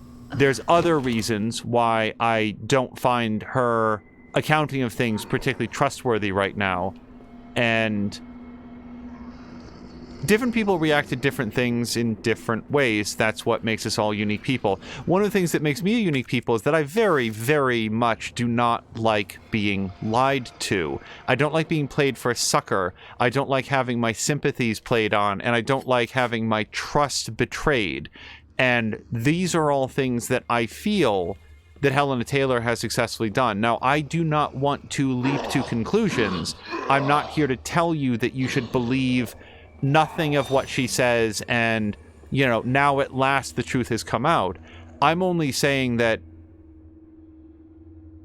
this feels like it's going to get really bad. What the hell is still in here? Oh, whatever that is. Needle cartridges. Okay, we're going to have to figure that out.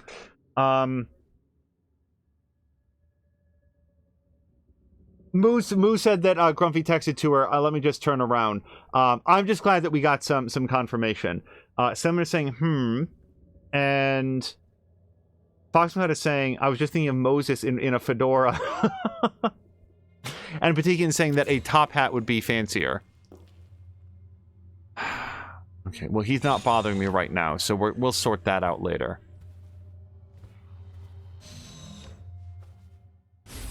Okay, an electronic chip, which I come in handy. bet we can combine with our wristband. General Staff. He died in the nap room. Alright, I'll take that.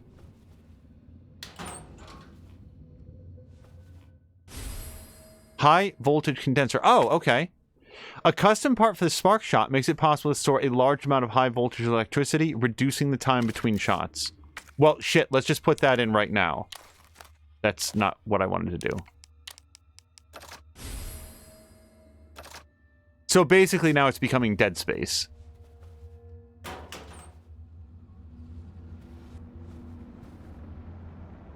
And then, what is this?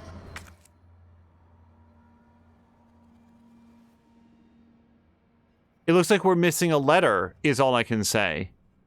And I don't have one of those on me, so I guess we'll have to come back here later. What is this described as? Circuit breaker. Yeah, I definitely don't have a circuit. Moo is saying, I'm imagining baby Moses floating in a tricked out wicker basket. Oh, they should put baby Moses into like a basket out of the upcoming Need for Speed game, because nothing gets more tricked out than that. So there's only one way out, and it's through this guy. So let's try a high impact shot just in case that blows his dome off. Oh, that actually worked!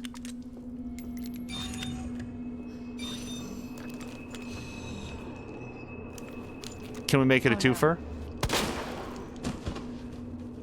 Well, it put him down, and that's good enough for me. Okay, so we need needle cartridges. Now, okay, wait, I know what's in there. What is in here? Hold on a second. Don't grab me, buddy. Where's needle cartridges? Okay. Needle cartridges are over here. I'm out of here.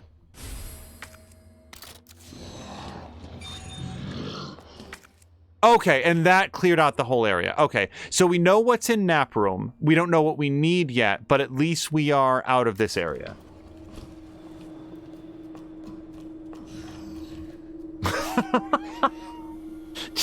Chili Bun says, Need for Speed 2, the exit.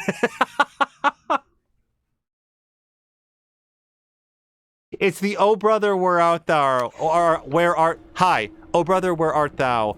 Of Bible parables in the Need for Speed universe. Now on sale, she says. Don't let this offer pass over.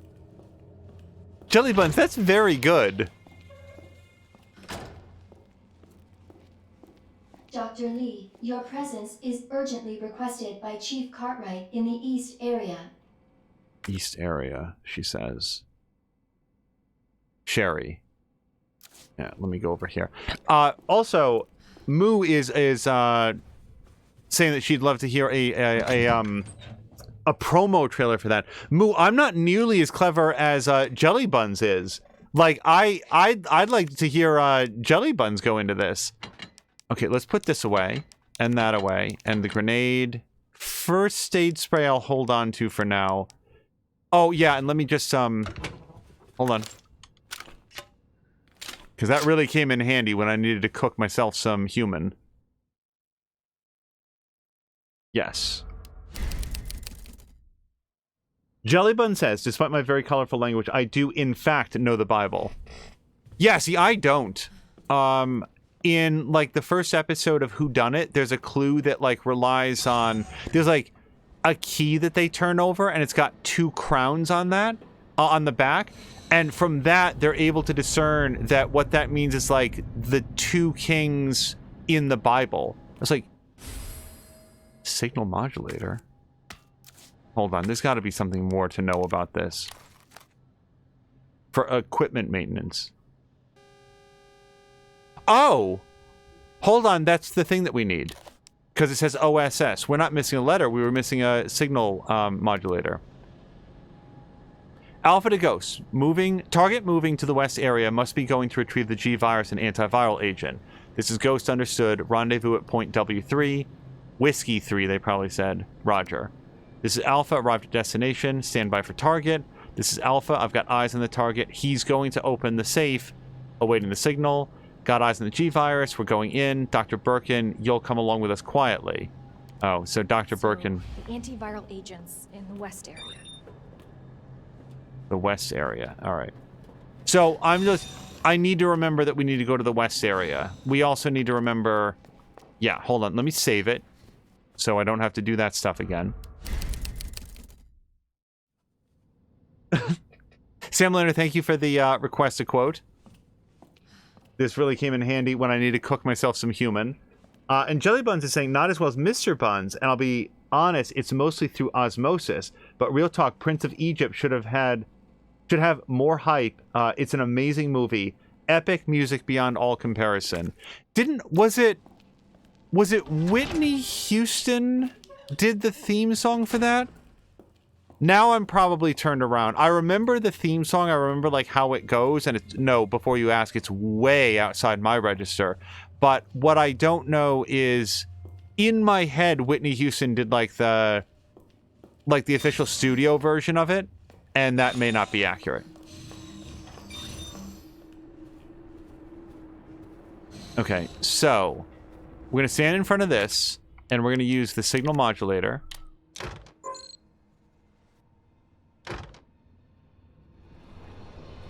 But it says OSS on it.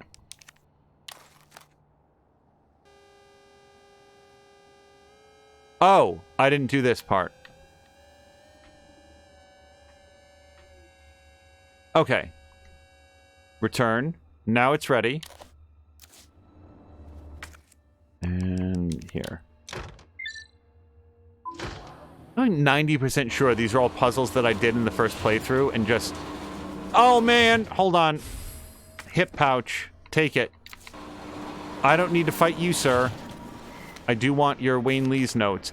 Dear God, blood everywhere. What the hell's happening? They're dead. All dead. It was those men in black. USS.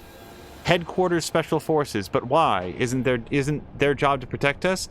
White brains in a sea of red. This can't be happening. Dear God, why? Didn't everybody say I was a genius? A genius like me can't die in a place like this. I always got results. They're screwing me. Well, maybe I'll screw them. I'll win the Nobel. I'm a hero. A genius, a god. I will not die. I will... Wow, so Mr. Lee sucks. And... Nope. See you later. Enjoy eternal death. Yeah, now we got everything.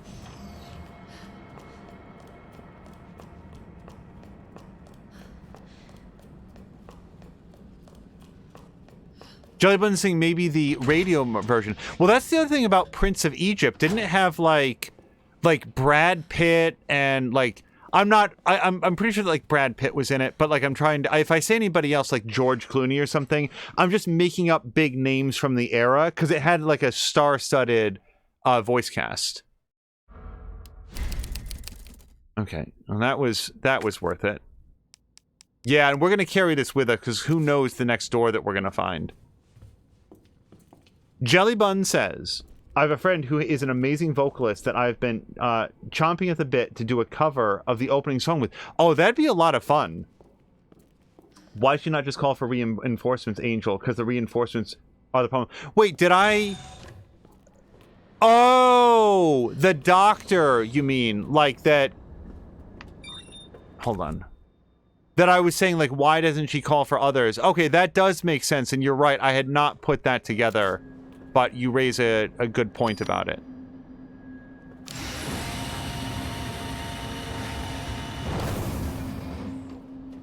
If what she's seen is like these special forces come in and they just kill everything, including the people involved, you can imagine why she would be hesitant to call for those reinforcements. All right, so is it the west area that I'm trying to get to? I hope so, because it's the place that I can go.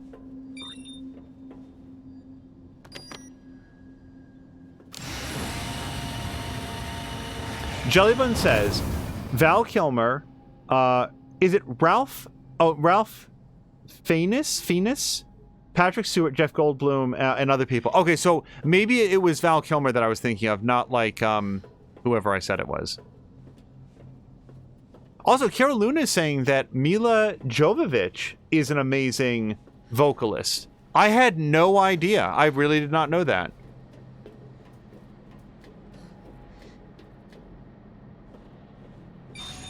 Fox Cloud is saying, like, she's been down here, so she knows more than we do.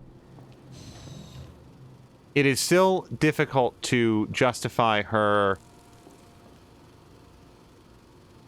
actions unless this works on, like, sci-fi movie rules, where if you kill the queen, then you kill, like, all of them. Then I could imagine, then I could accept her myopia about G. Also, there will never be a situation, especially a zombie situation, where a character can be named G, and I will not think of House of the Dead / The Typing of the Dead when that little imp guy goes, suffer like G did? And even then I can't get, like, up as high as he did. Oh, I love Typing of the Dead so much. I really legitimately love Typing of the Dead. I used to, like, it's the most fun way to learn how to type. Because you get to practice your home keys and blow the heads off of zombies.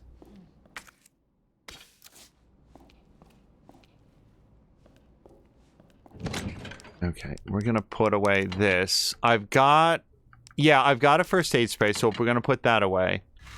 Yeah, and then this seems like a good time to save it. Because every time is a good time to save it. I walked down a hallway without expending any ammo. It's my greatest success so far. Hello to Brian! Jelly Buns is saying, I guess that is like the trope. My home keys are WASD. I don't remember the first game that I played that had WASD controls, but I do remember determining from a pretty early point that it was very comfortable for me. Okay, hold on. What's this door then? All right.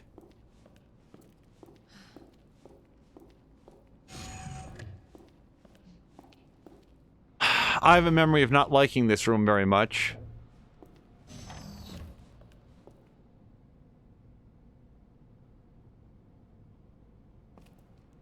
Okay. God, that's terrible.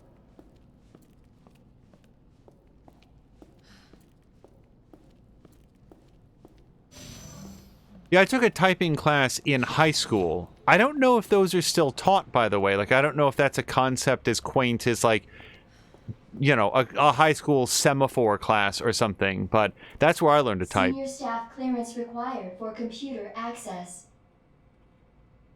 Literally class with a whole bunch of computers and CRT monitors and typing programs and a very kindly elderly teacher who would frequently repeat to us, so this is going to go badly.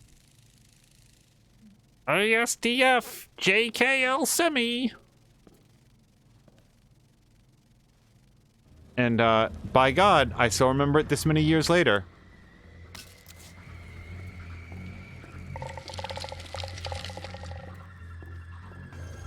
Ugh.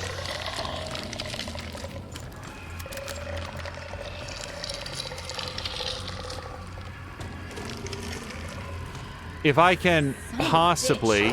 Oh, shit. Nope, that went bad.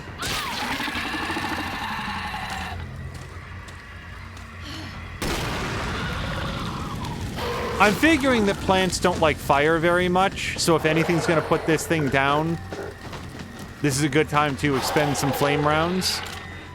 May I have my knife back, please?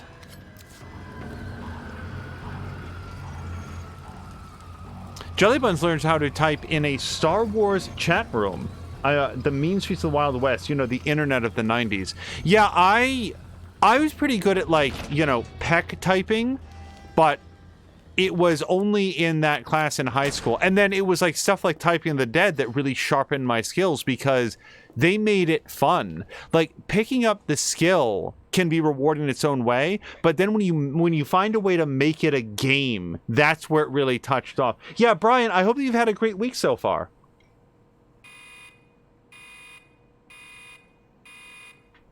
Dispensing solution now.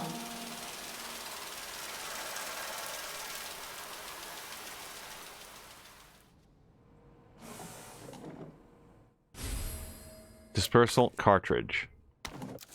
All right.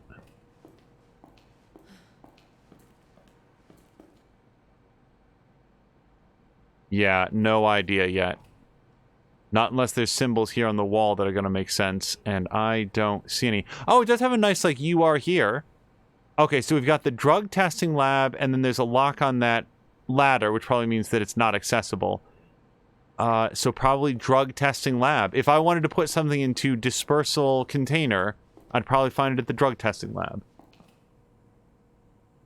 Fox McCloud. Well, Def Dopey says, I learned to type on MUDs from back in the day like Zork. Yeah, I played a bunch of those, Def Dopey, and again, got pretty good at peck typing, but didn't like learn to type from those. I played... So Zork was never my jam. I liked Sorcerer, Enchanter, suspended. I tried the Hitchhiker's Guide to the Galaxy game, but I was never able to make it very far because a bulldozer would smash into my house and I would be dead. Okay.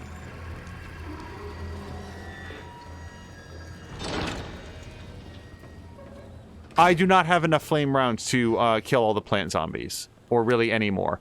Herbicide synthesis. Sorry, let me read some of the other things. FoxMcCloud remembers a House of the Dead overkill with typing on Steam. Yeah, I think that they have, like, I don't know if it's the same version that I played. I think it was, like, Typing of the Dead 2 or something like that. Sam Lander says, I learned to type in an ill-fated attempt to get a programming degree. I learned to type fast in IRC. And Jellybun says, okay, Grandpa, let's get you back into bed. Sam says, man, Zork. Yeah, Zork, to me, is an incredibly unfair game, because isn't like some item near the beginning of the game that if you don't pick it up and keep it with you, then you'll reach a point in the game when you just can't continue at all. I very much dislike game design like that. Def Dopey says, memories. And Carolina says, you got to build hyperspace bypasses. Oh, in Hitchhikers? And then Mark Wack is saying to Samalander, it was IRC that got me to type without looking. Yeah, like, I mean, not for IRC, but that's where it was my typing class where I learned that same thing. And then, yeah, the internet of the early 90s was all about, like, chat rooms and stuff. And I brought this up before. All throughout my school, everyone was like, including me, was like, oh, who needs to know how to write letters? Who needs to know how to write? Everything's audio now. Everything's video. Like, we're not going to need to know all this stuff. And then the next thing that happened was the internet, where everything is written all the time and now has been for 3 decades. Plant 43 herbicide synthesis. Place an empty container cartridge into the solution dispenser. Add the required amount of UMB number 21. Cool immediately. Plant 43 exhibits astounding growth. If something unfortunate were to occur, it may be hard to control. Good old Umbrella. In the event of an unforeseen incident, manufacture the herbicide using the instructions above in order to minimize damage. Don't have it ready to go. Rather, make it on the spot.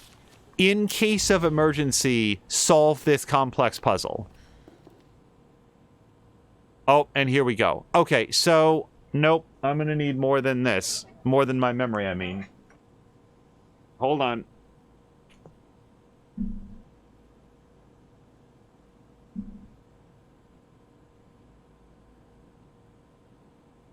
Hello to Azaric! Azaric, I hope that you've had a great week so far.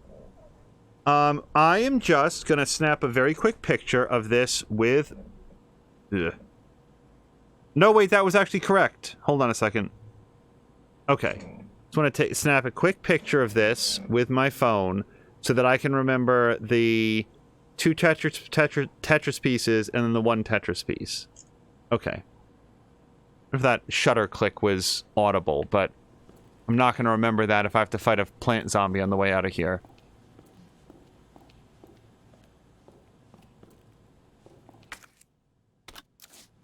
Yeah, I do think that guy's going to get up. Why do you ask?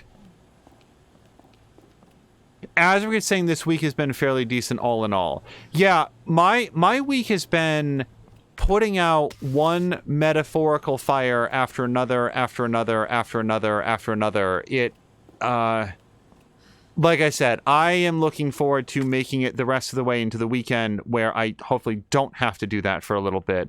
So, my inventory is completely full. I want to go back to lobby now. I don't know that Plant Zombie is going to be enthusiastic about letting me do that, but we're going to disregard his wishes.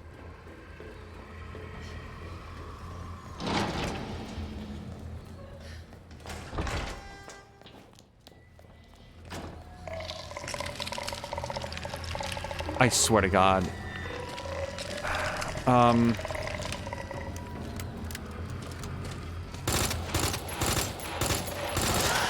So, gunshots don't seem to do anything to this guy, so just fuck it. But the thing is, I burned this guy already, or at least I thought it was this guy. And that knife is ash. Okay.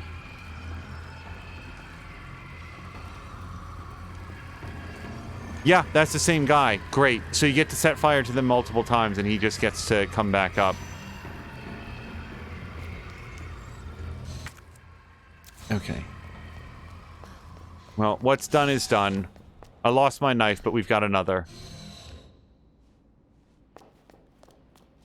Another that we will get right now. So let's put away lots of stuff. We're going to put away this, and this, and this, and this, and this, and no, not that. We'll put that right there. This is, yeah, probably about as much ammunition as I'm going to have for the entire rest of the game.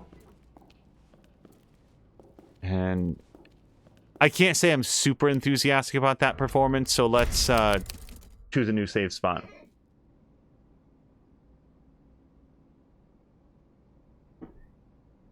Jellybun saying Angel is a metaphorical firefighter confirmed. Yes. I'm extremely... I fight fire with allegories.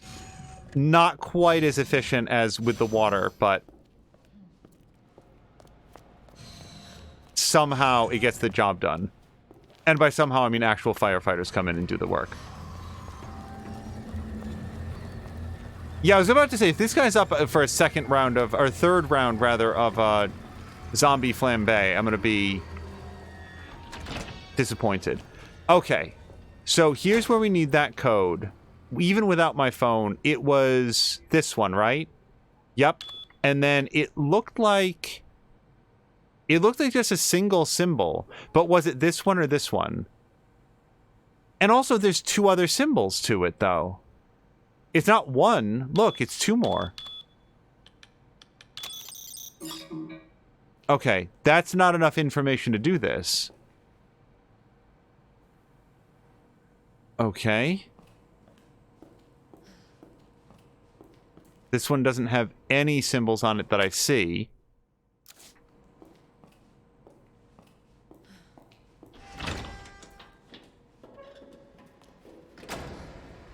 There might be other areas that I need to explore to find, like, the rest of the code or something. But I just want to double check that I didn't completely missee this. What a horrific, like, everything. Like, if Plan 43 gets out of control, mix up the solution. In order to do that, you'll have to solve a puzzle on how to, on how to mix the solution. In order to access the puzzle to mix the solution, you'll have to solve a different unrelated symbol puzzle using a scratched off sticker that's above the puzzle solving gate. Fox now says, the Typing of the Dead Overkill Shakespeare DLC. Oh god, now I want to play that so much. My brain would melt trying to, like, spell Shakespearean words. You might as well just give me a Chaucer DLC alongside it.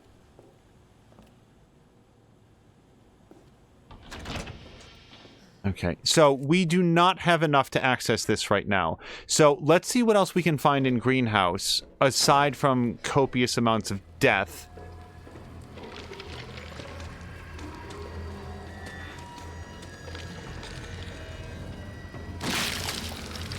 Seems fair. Nope. Okay. Any button, any reaction. Oh, that's much worse than I thought it was gonna be. Holy shit. Def Dopey says exactly how much death necessitates copious amounts. That amount right there. That's what it was. Carolyn says also some people have the same in both virtual and physical form, but then I'm not going to mention any names. That's a very cool zombie design. If I ever got by one of these guys in the original game, I don't remember it, because I don't remember, like, the Blade 2 style head just splitting open the wrong way.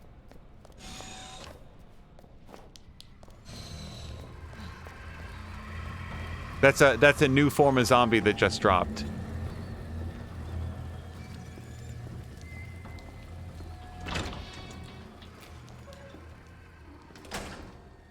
But yeah, you know, again, we'll talk about it later. I don't know that I jumped to conclusions when Helena Taylor first shared her story, but I was, regardless of what I said, and I don't think I was that incendiary about it, I was inclined to believe her. I am much less inclined to believe her, and also don't want to make the same mistake of possibly jumping to extreme conclusions. So I am reserving judgment for more information to come out, but it doesn't really look like it that it will. So here's what I'd like to do. I'd love to get these two guys together. Because isn't there another guy like over here? Yeah. Could the two of you stand somewhat close together, but also far away from me? This seems close enough, doesn't it?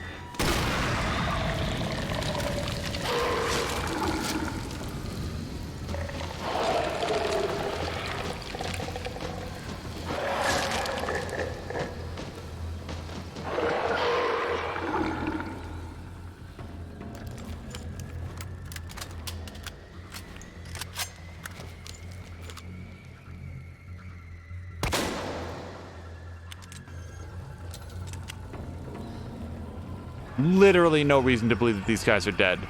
Like, they're still moving. They're still moving.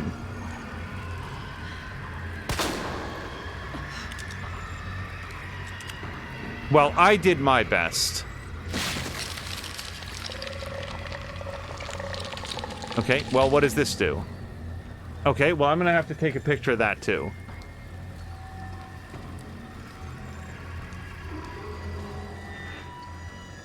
Text my producer all of these after the stream. Just one right after another. No explanation given. Now, this one might also be backwards, so I'm just making a mental note that it might start with 2 lines and then go down that way. So, this is a nightmare. Sure, I'll grab this. And this is a dead end. Okay.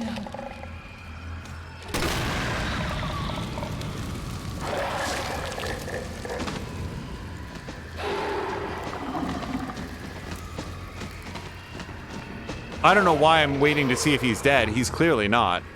And that is all of my flame rounds. So, yeah, I guess what we're going to do is we're going to put in the code that we do have the complete code of.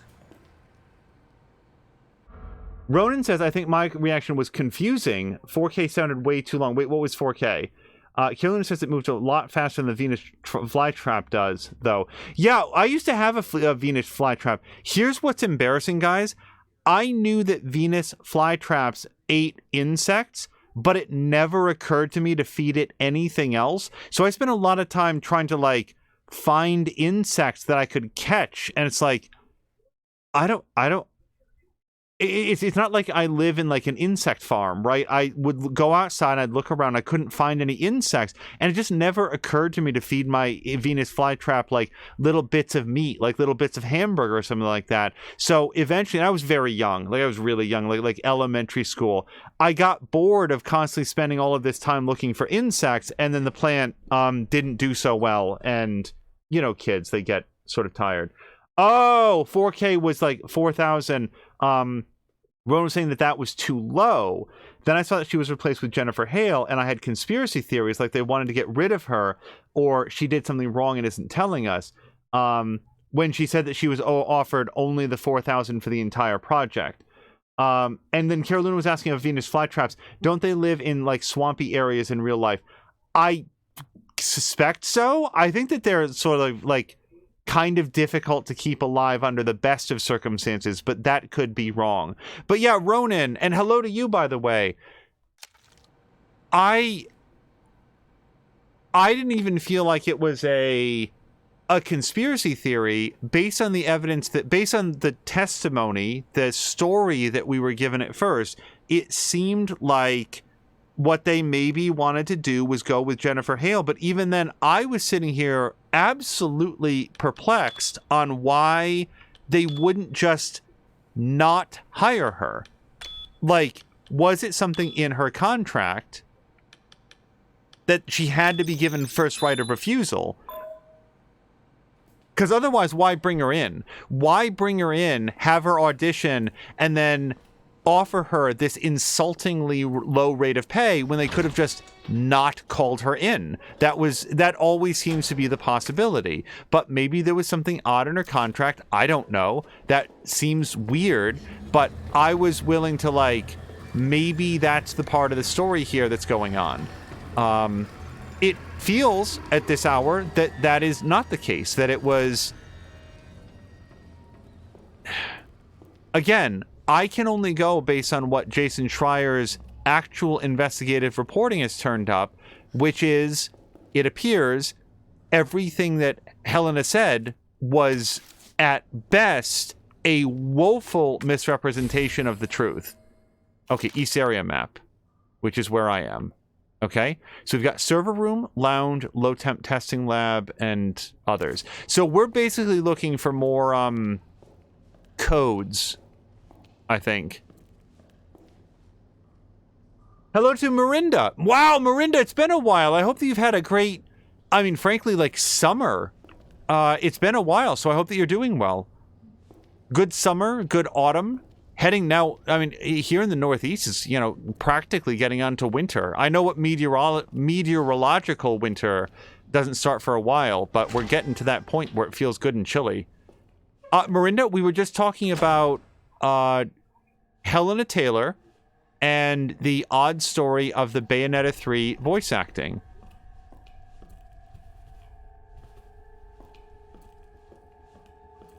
And I was sharing earlier that I don't like being lied to, and that's how I feel that this went down. It's been a couple days. I'd like to see if any additional information comes out. Oh, wow, hold on. Wow, guys, that was 3 flame rounds. That could really be a lifesaver.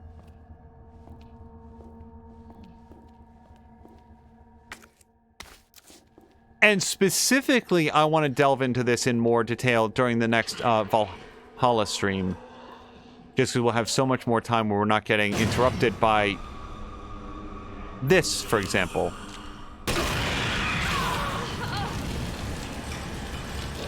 Okay. So this is great.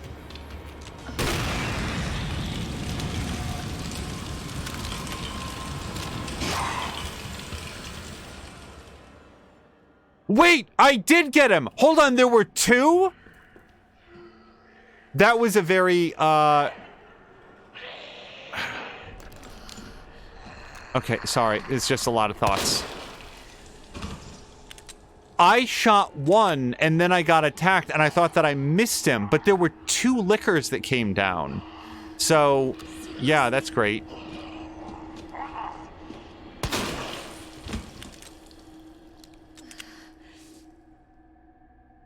Marinda's saying things are both good and bad. I miss COVID times since the pandemic ended. I've been ill 3 times. Marinda, above and beyond anything else, I hope that you are feeling better now. If the illness was COVID, from a lot of things that I've heard, repeat infections, people have indicated, get worse and worse with every iteration. So I hope that you're doing okay. Hold on, I really don't want her to notice me and start moving, but I also don't want to miss this shot. Because these bullets are, as you can see, really good at what bullets do. Of all the bullets I've fired, these are in the top 3. Yeah, Marinda, if you haven't heard this story, it's got some plot twists to it. Also, I don't want to die, so we are going to use my first aid spray.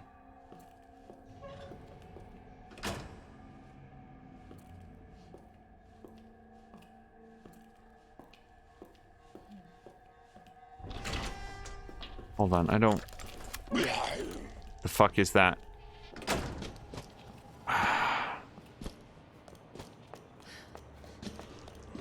I really should say, where the fuck is that? Because obviously I know what it is.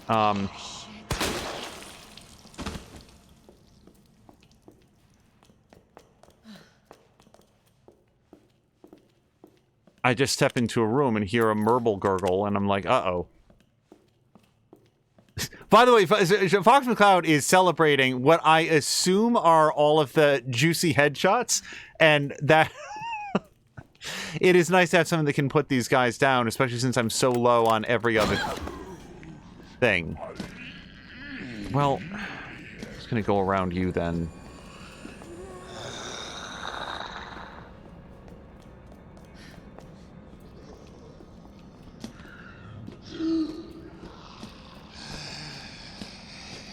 Okay, feeling a little unfair.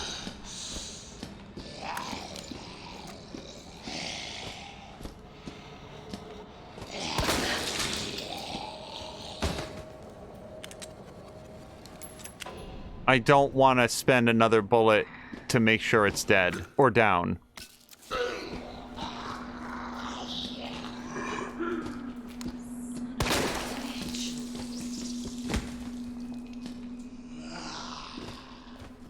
Yeah, I should have just spent the extra bullet. Nope. Okay, well, I'm not spending any more of those, so...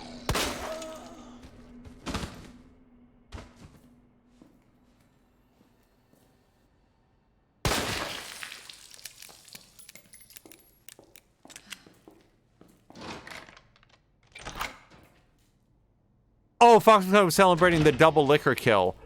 I'm glad that I didn't miss the first one. I was feeling really awful about, like, those flame rounds are so... Oh. Okay. I didn't realize this is where I was coming. This is not what I expected to find on the other side of that door. Well, that's fine, though. What I'm going to do is put away my gunpowder. And let's take out another green herb. And I'm not going to mix them just yet. We'll just hold on to these for a second. We can put them together later on if we want to.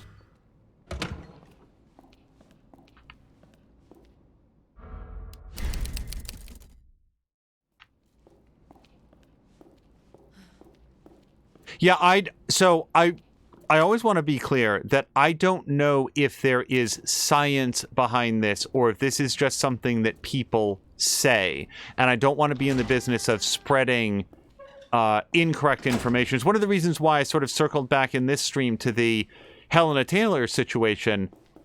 They really did a good job with the gore in this game, I gotta say. I don't want to be... just leave information out there that's incorrect. But in the category of things Angel has heard, somebody's note, people who get infected or exposed to COVID once, it may not be such a big deal. But on the second, the third, the fourth reinfection, people have reported that each successive version is more severe, lasts longer, the symptoms are worse. They're still with us because they haven't, they're here to share their stories. But yeah, I would say to anybody that gets COVID, I hope you recover well and swiftly, and I would go to great lengths to avoid getting it more than once.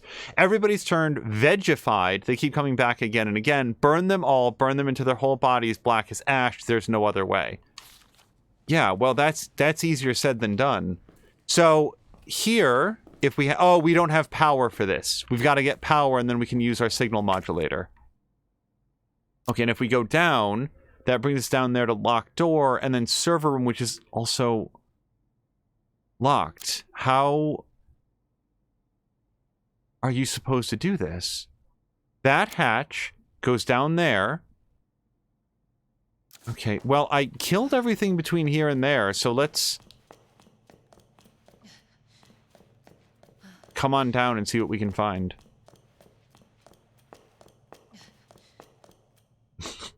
Fox McCloud asks, was that killed by a space marine? Wouldn't that be an amazing twist where like the Resident Evil game is taking place concurrent with the Warhammer 40,000 universe, and Space Marines just show up at some point.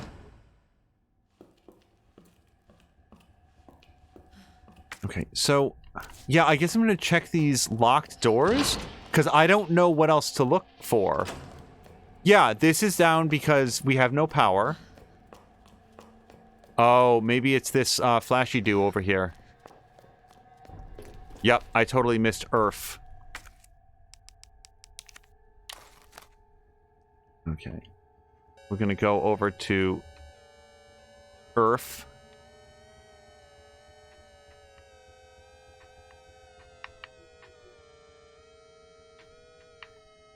Okay. Earth.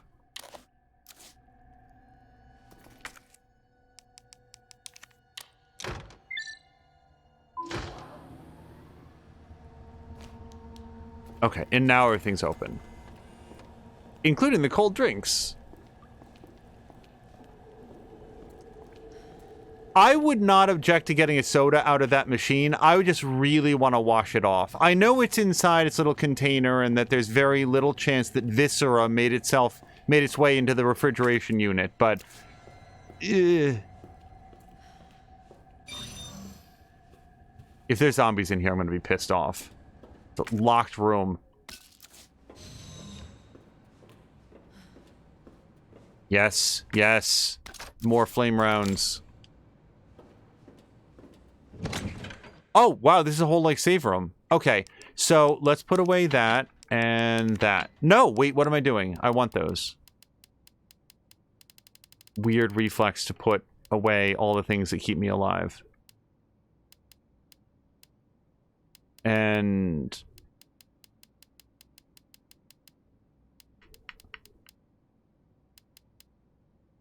by the way, the shoulder stock for the GM79, a weapon that I've never seen, unless I have. Oh my god, it's this one. Okay. For some reason, I always thought the GM79 was going to be a rifle. Because, honestly, this loads so slowly that the amount of kickback is irrelevant to the experience of firing it. There we go. Hold on. Let's combine. Combine. Hooray. Wait, did I just make it larger? How is that better?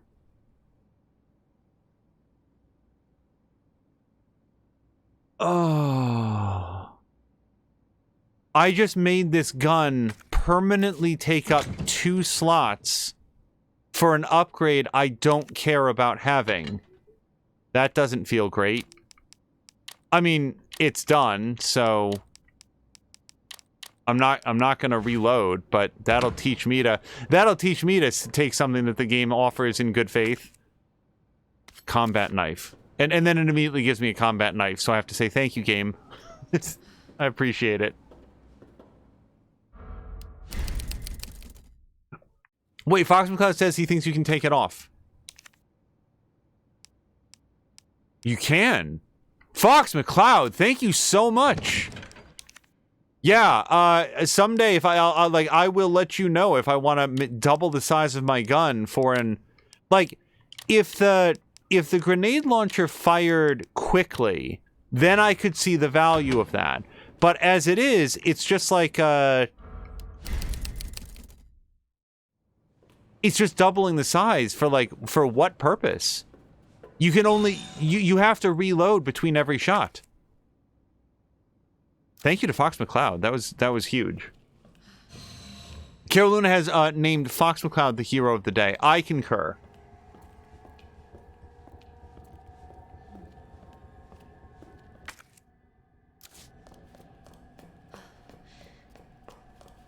I keep forgetting if I ever, like...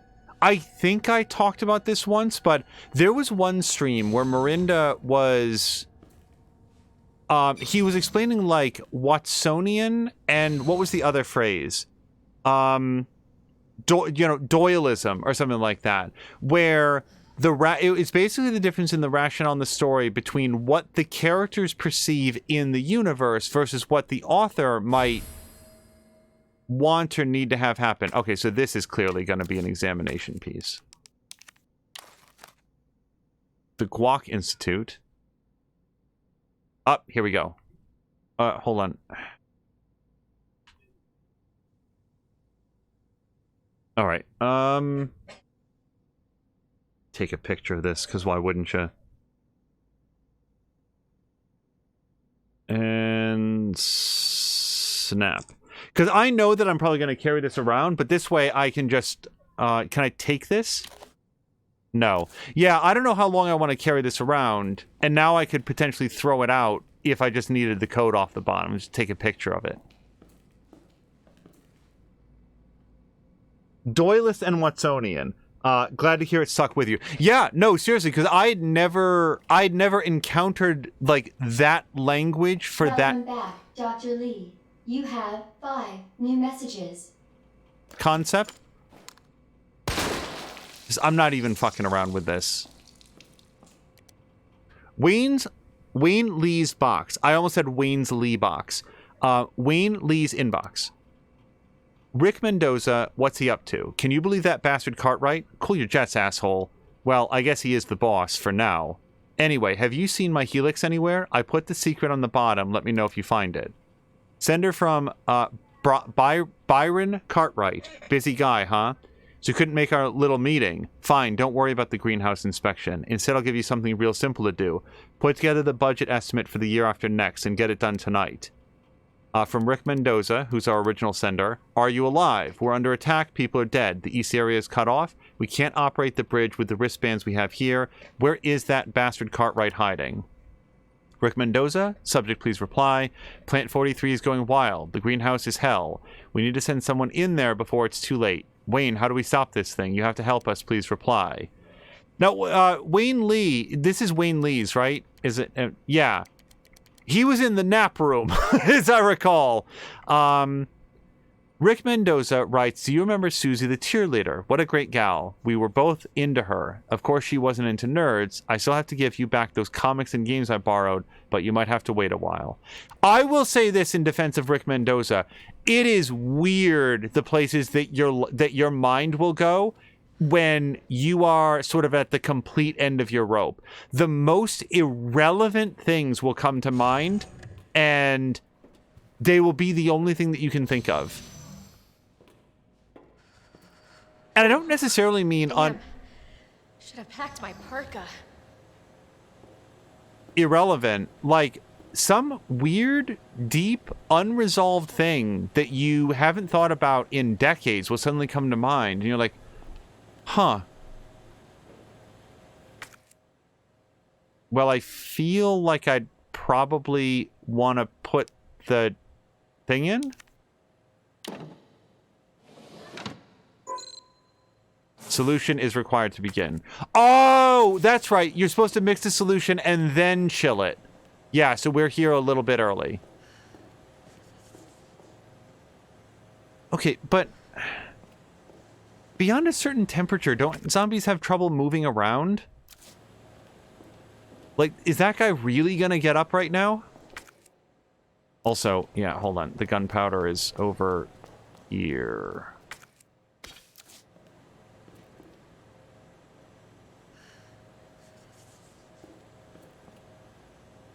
Carolyn was saying, oh wait, to Fox McCloud. Carolyn was saying, Fox McCloud said to Carolina, I like Lost Planet 3's LVP. I know of Lost Planet. Here's a fun fact. Never played a Lost Planet game. I've seen them. I know what they are, but I've never actually played one. And I also don't know what an LVP is. Carolina says, or then Fox McCloud says, Lost Planet 3's tags one was least valuable player, and I always kept it on. So that's what LVP is. Maybe I shouldn't have spent a bullet on this guy. Although the fact that they're animating right now and not able to get up, that seems like maybe I didn't waste that bullet. So there's the cooling system. We can go back to the server room. Is there any reason Well, I did pick up... You know what we'll do? We'll put away the gunpowder that I picked up.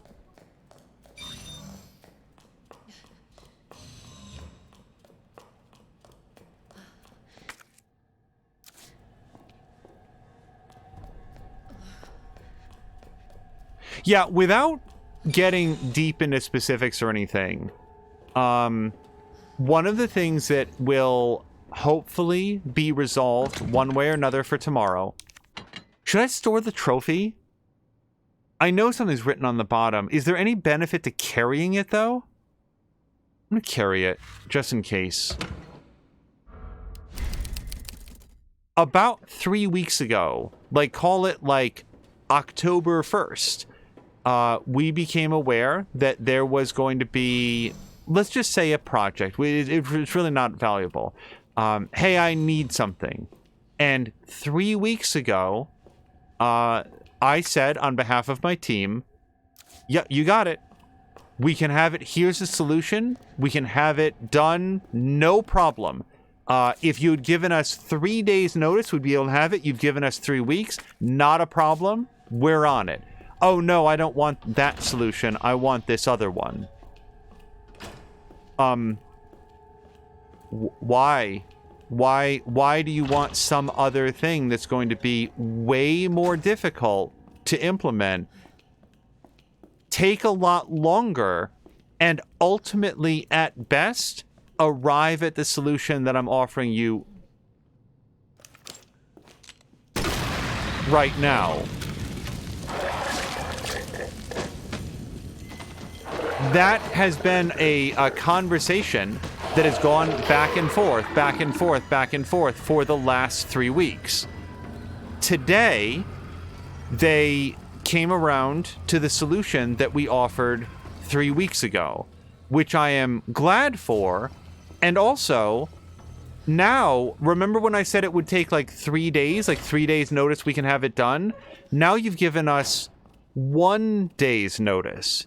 Now we're going to do everything we can to have it done, but 3 weeks were squandered on this. Is it even fair to call it a disagreement?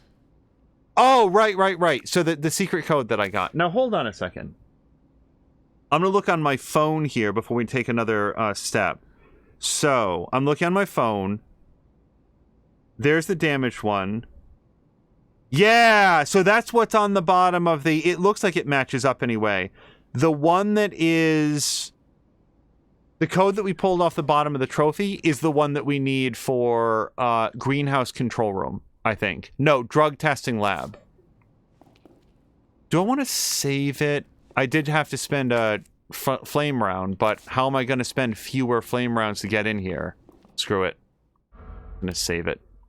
We're going to save it down here. I'm a big save baby. My bullets are my children. I love them each preciously. I want to make sure that they all go to a good home. Preferably ballooning inside the skull of some zombie. Oh, so is that the guy that came down from the ceiling?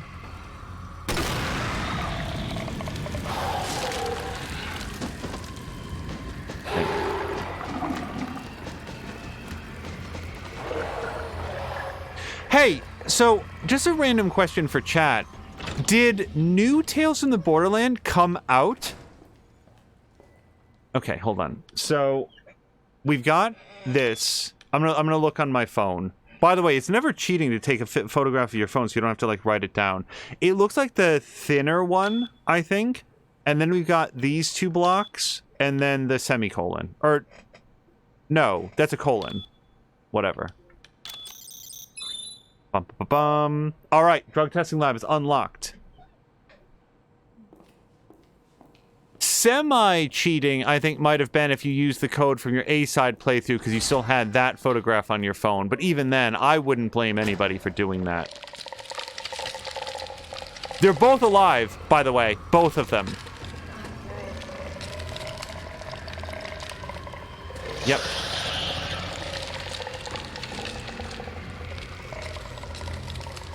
Oh, shit. Okay. Yeah, we're...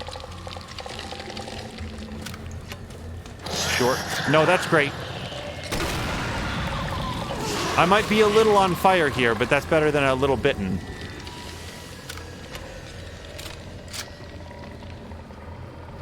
Yeah, I feel like all of a sudden I'm seeing a lot of coverage and reviews of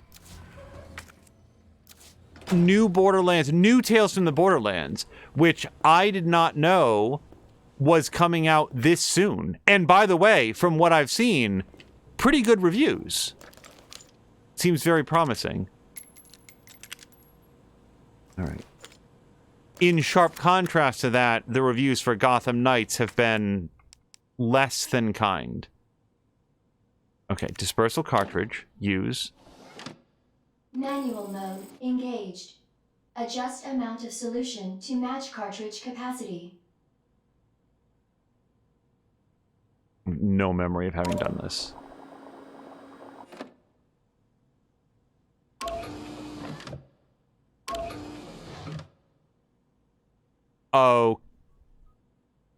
Okay.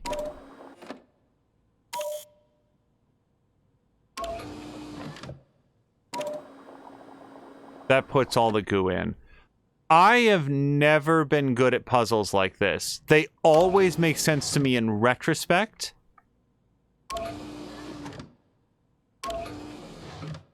Also, I'm not super good with the controls right now. Right. Okay.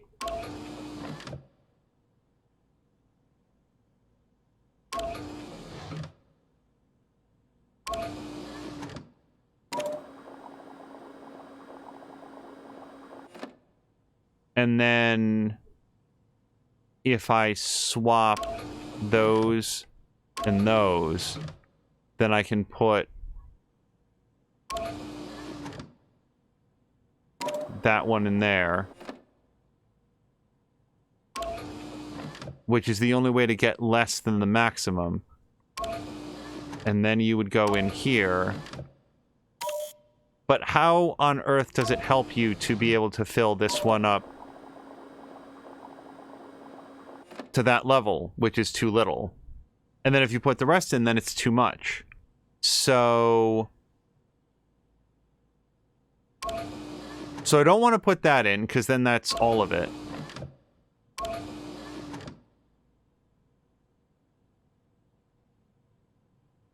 I know that I did this once. These puzzles always sort of like bend me.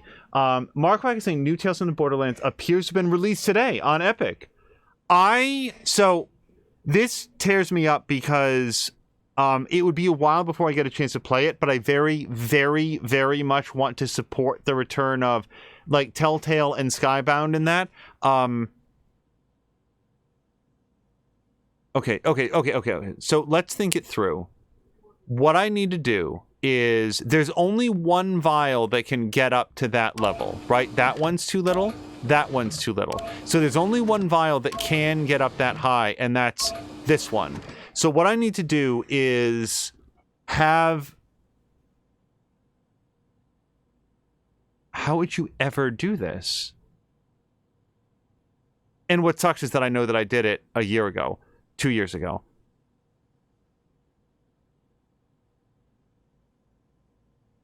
You need to have less than the maximum.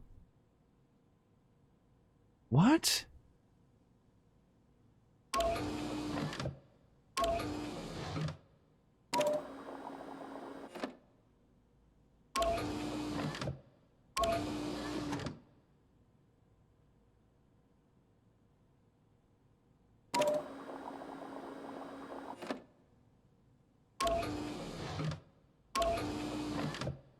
Now, if I put those two in, but that's still not, like, the right amount.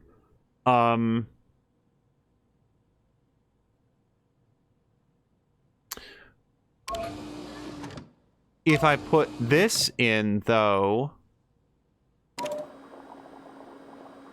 No, that just fills it all the way up, which is not where I want that to be, I don't think. Because now, if I... There's a little bit of a lag before you can, like, move over to the next one, so sometimes I'm doing the same thing twice when I intended to move the cursor.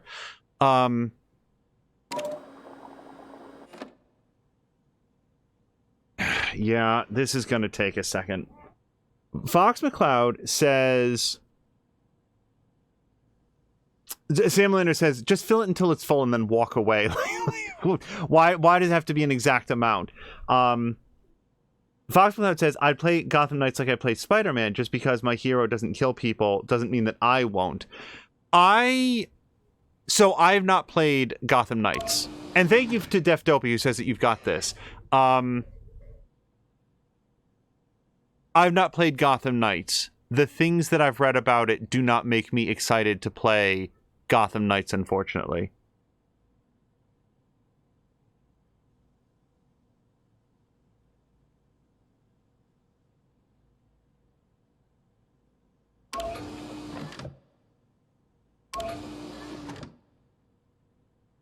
I don't understand how I wound up with less than the maximum amount in the small one.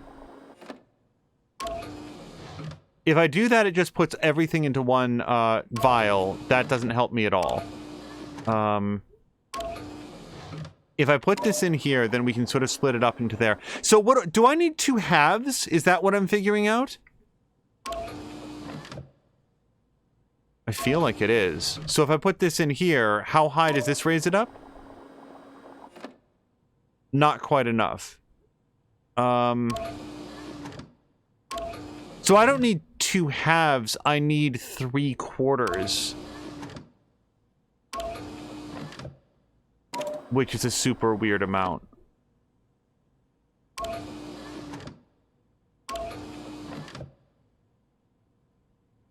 If I put that in, it's too much. If I put, whoops, this in, it's just, that just fills that all the way up. So I guess what I want to do is move this in here. Son of a bitch. Put that in there, and now not touch this one at all. Inject this one in here. Then switch these 2. Switch these 2. Put that amount in there, which is almost enough. And now again, I think I leave this one alone. And then we go over here. But here's the thing. That's, like, you can't partition it off to less than that now. It's perfectly suited to be slightly too little or slightly too much. So maybe what you got to do now is put these, like, move this area back in here. But that's just as much as that is. Like,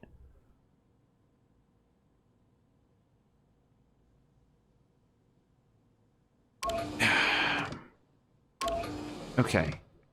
If we push that in there, I'm concerned that I'm just making the same sequence of steps again. And then we put this in there. So, do I now need 2 and 3 together?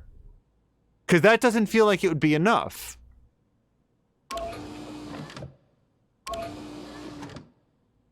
And that's also not enough. Boy, this is weird. Morinda says, well, if this was in case of emergency, I guess they didn't expect to spend too much time on usability because they didn't expect it would ever be used. Yeah, every single part of this is like, they insisted, OSHA demands that we have an emergency failsafe. We'll show them a failsafe. God, thank God I'm not like the Homer Simpson of this facility because everyone would be dead. Oh, wait. So this is what I'm like the leftmost file is what I'm calling 100%. That's as much fluid as there is in the whole system. It goes all the way up.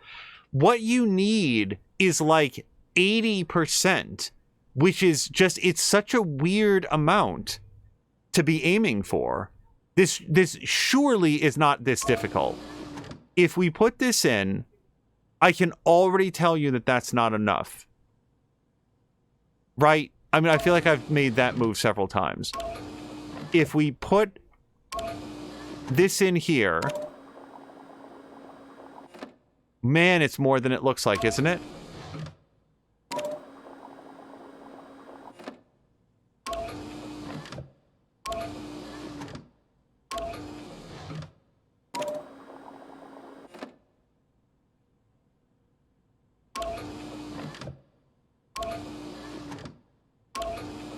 Nope, that was the wrong button. I think I need to use the midway one as sort of like the staging point for everything. Yeah, hold on a second. Which is too much. It's so stupid that it's too much.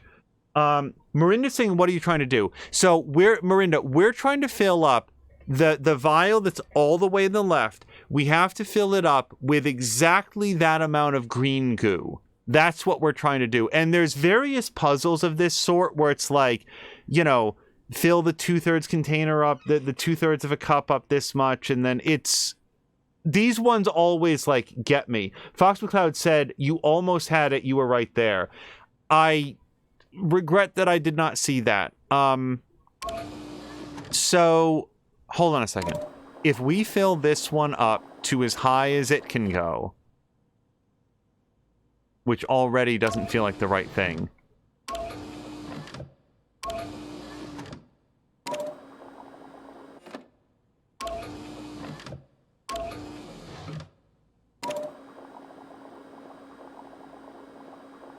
So I need like that much more juice. And now the trouble is that there's not enough here to like do that. So what we can do is maybe go over here and go like that. And now...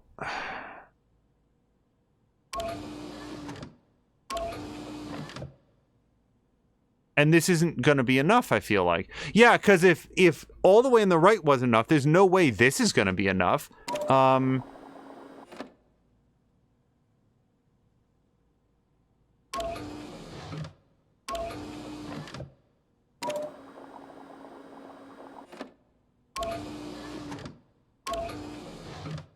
So this is still going to leave some juice in...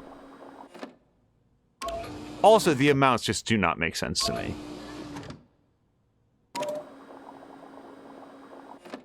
Yeah, that's fantastic.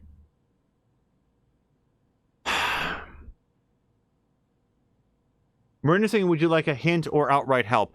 I'm not yet at the point of either of this, because I did do it once, like in the original playthrough. Mirinda, for what it's worth, this is like my second playthrough of this, so when you see me struggling with something, it's actually something that I did successfully once in my past, and that's what makes it all the worse.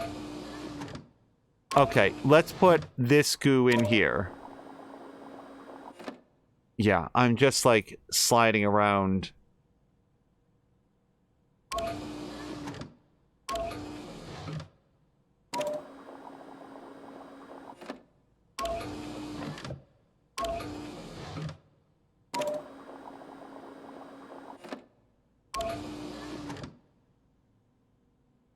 But, like, these look like the exact same amount right now, because they are. So, doing that isn't going to help me. So if instead we put that much in there, which isn't enough, and then we go here...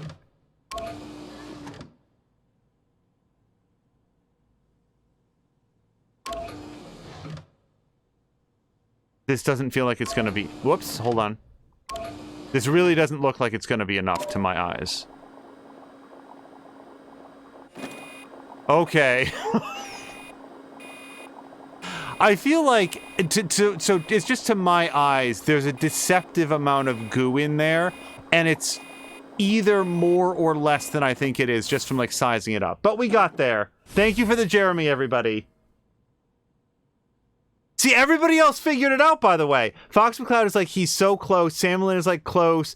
I just want to make it clear that that was process of elimination. At the end of it, I didn't figure it out. I worked out every wrong way until it eventually came out correct. That is very different than having solved it, and it feels bad. I want to be like, oh, now I walk away from this puzzle with an expanded understanding of how it functions and how you were supposed to arrive at the end. Oh, and by the way, I think it just saved, so that's good. Def Dopey is asking, what is Jeremy for? So, Jeremy is a Mia reference. Oh, wait, so I've got to cool it down. So, I've got a couple ways to do that, and I like this way because there's fewer plant zombies. Mia has a reference to, I believe it's a U2 song. I don't actually remember which one right now, but apparently in the song there's a lyric that says, Jeremy, his arms raised wide in a V, like a victory pose. From the first day that she has streamed, Mia's got a thing. Come on, man! So the short answer, Deftopy, is Jeremy is... It's become a term in the community for a celebration, a congratulations. It has the functional meaning of GG.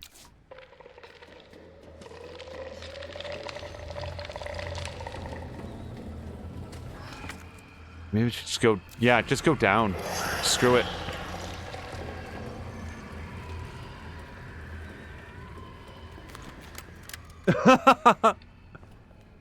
Fox McCloud is saying, when I said you were close, I was gripping the futon staring at it. And, like, the reason I bring up, like, I still don't know how it works is, like, if the amounts were 100%, 100%, 50%, and 25%, I feel like I could work it out. But they're not. It's like 100%, 70%, 30%, or something like that. So, like, the numbers are just, like, inherently off enough, and maybe that's the point, that I can't visually, like, make sense out of how you're supposed to math this. Oh my god, it's much later than I thought it was going to be. Oh, no, is this stupid bot not working again? I'm sorry. Simulator, thank you for trying to do the shout-out. I think shooting for 80 with 2 containers at 60 and 40. Well, how do you get to 80 then? Marquack is quoting, arms raised in a V and the dead in pools of maroon below. It feels like a very Mia lyric. Yeah, I think like others have pointed out that it's like, isn't like the actual message of the song, like the actuality of it, like really grim or something? But Mia's always stuck with the idea of Jeremy being synonymous with celebration. And Deftopy, if you're ever in Mia's stream and you do exclamation point Mia, sorry, exclamation point Jeremy, then it will do a whole bunch of like touchdown victory emotes. And that's where it's come from. And I love seeing that in this stream, in Sam Lander's stream, Caroluna's stream. I think in at least Caroluna's, if you do exclamation point Jeremy, the bot goes wrong channel, which is always fun.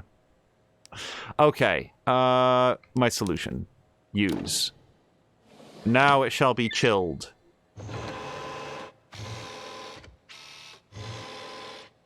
Cooling sequence in progress. But so Miranda's saying you get to 80 with mathematics, but how? Because if the smallest container is 40, how do you cut the 40 in half to 20 so that then you can get to 80? Like, using those mechanisms. Okay. Herbicide. Done. Cooling complete. And here's the thing. I am now full on inviting spoilers for that puzzle. It's done. We've done it. How were you supposed to do it? Like, what's the theory or the logic? And I feel like this might be really difficult to communicate in text, but I promise you, I'm not acting thick. It is the authentic, the genuine article. Yes, Caroluna's doing the arms raised up thing from Mia's stream. Boy, I feel so much better that I killed these guys on purpose and not by accident. Okay, now, so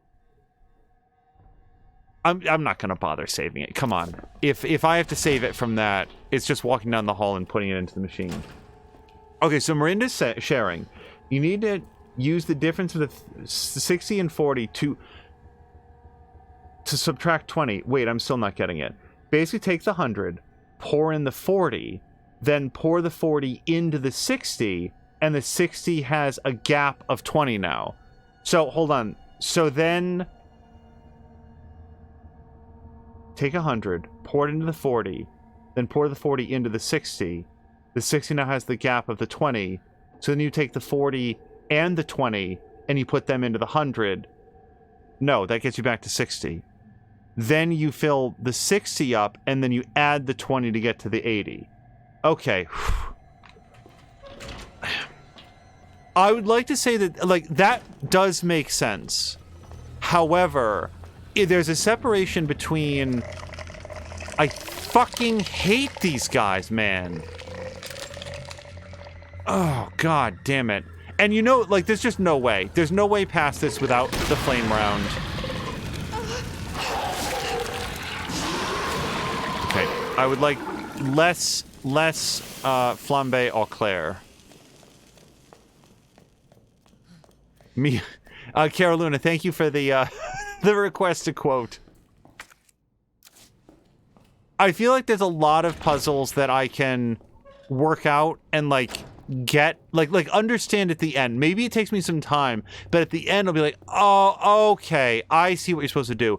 As soon as you throw numbers into it, I have a hard time with it. Oh, yep. And hold on, I can discard this. Okay, I need not have carried it after I Boy, we're getting down to like the narrow saves now. So screw it. We'll just overwrite that one.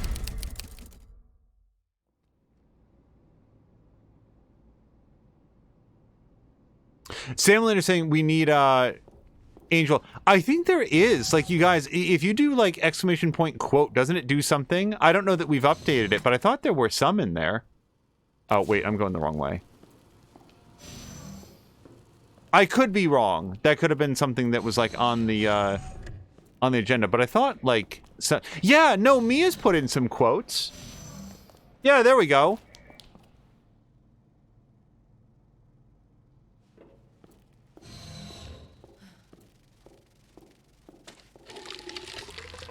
I swear to Christ. Yeah, no, there's... The only other way would be back downstairs, past the pain zombie that I... Why didn't I just do that? Well, fuck it. I'm here now.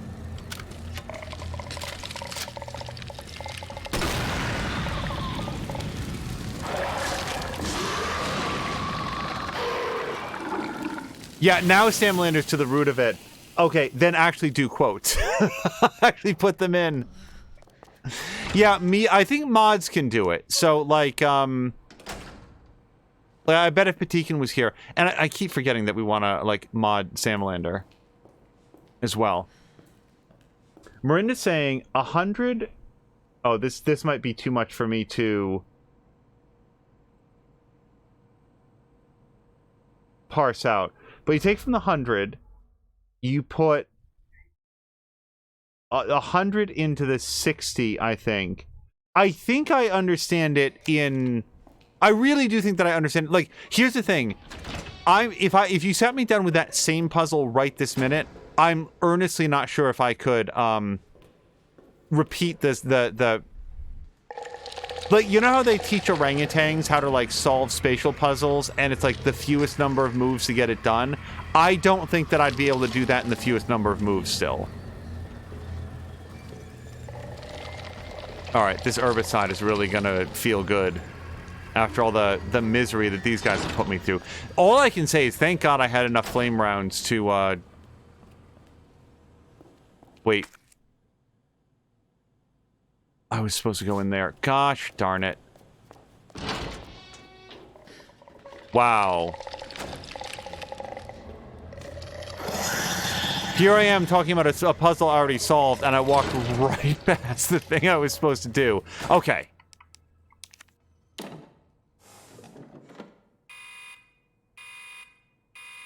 Dispensing solution now.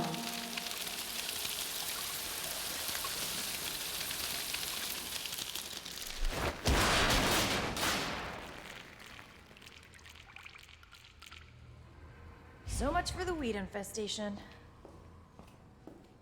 Now, Foxbook said You have dispersed a dangerous solution without authorization.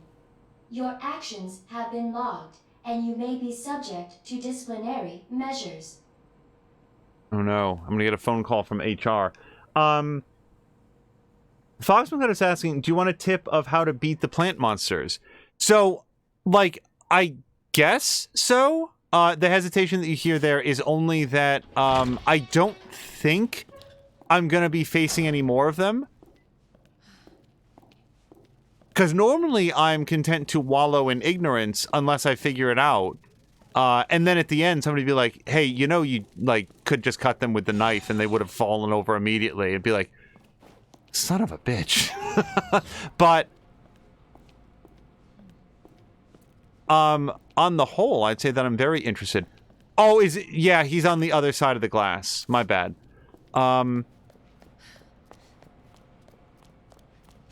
I would love to know if there's an easier way to deal with the plant monsters other than just light them on fire.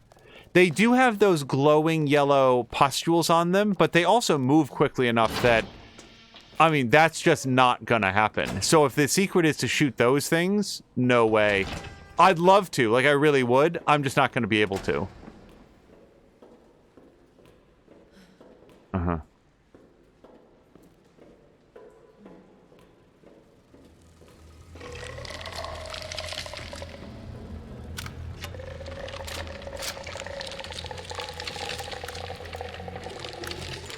I mean, let's give it a shot. Shit.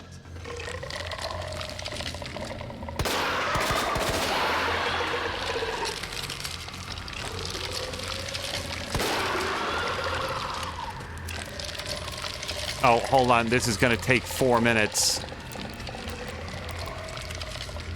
It's not like I could do it faster. Like, I really shouldn't criticize Claire's reloading ability.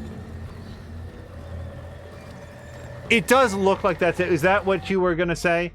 Look at them. I don't want to give it away unless you want the answer. Yeah, Fox McCloud. I saw those on there, and I was like, I wonder if that's their weak spot. And then also very quickly realized that were I playing with mouse and keyboard, sure. Like, you know what would be fun? To do at least one stream of this where I was just like on mouse and keyboard.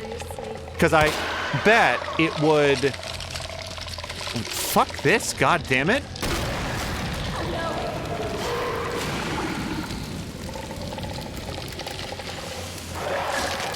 Yeah, I guess he just takes being on fire as a gentle suggestion.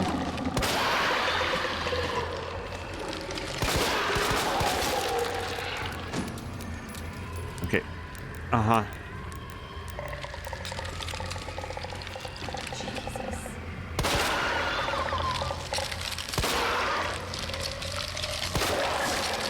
Okay, when you shoot all four, does that put them down? Mostly a rhetorical question there. So, okay, so I got the 3rd rank of clearance. So I think I can just go now, right? I think so.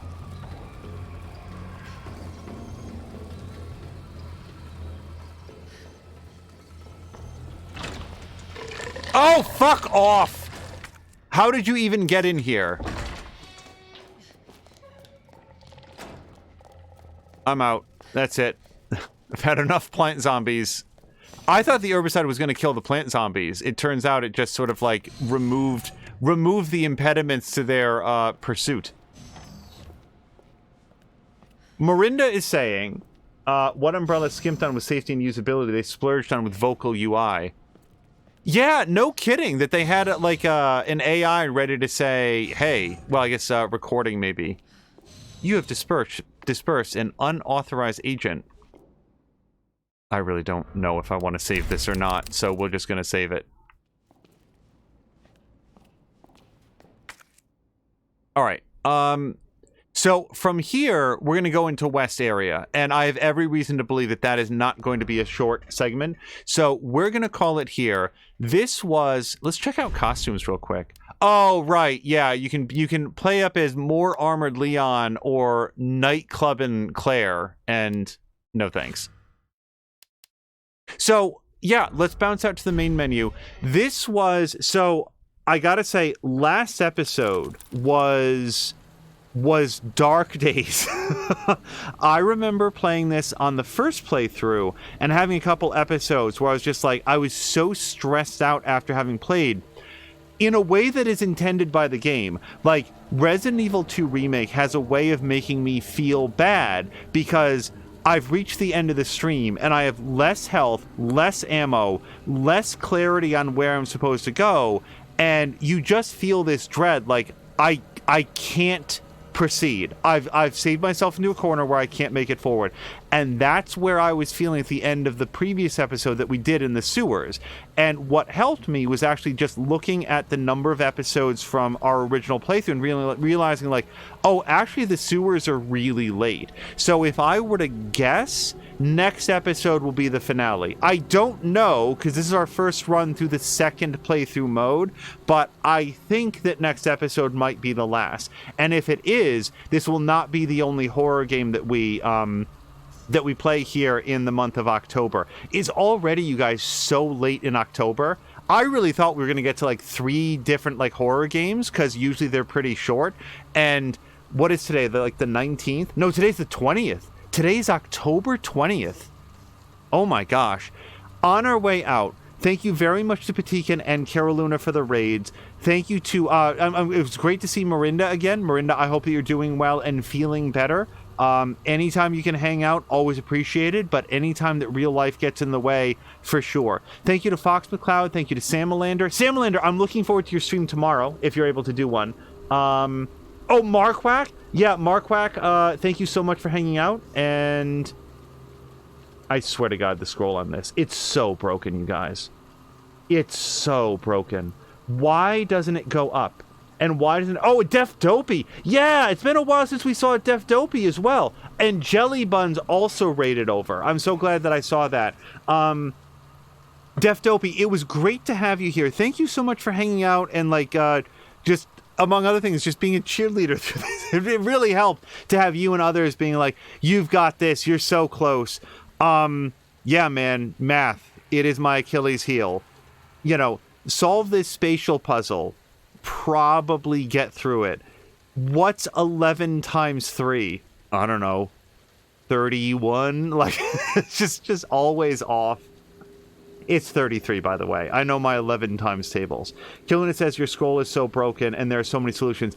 Carolina, the thing is, I think it's the system. I agree with you that Chatterino or Chatty would probably be a better solution all around, but the scroll specifically is on the laptop I use as a chat monitor, and it's just it has the 2 scroll options. Nothing and then everything, where it just goes all the way to the end, and anything in between gets tough to hit. Yeah, Sam Linder says, where did October go? Where did October go? I would think that our next stream will probably be Resident Evil 2, because I'd like to wrap it up. But if it is Valhalla, then I will hold forth a little bit more on the Helena Taylor thing, because I really have feelings about it.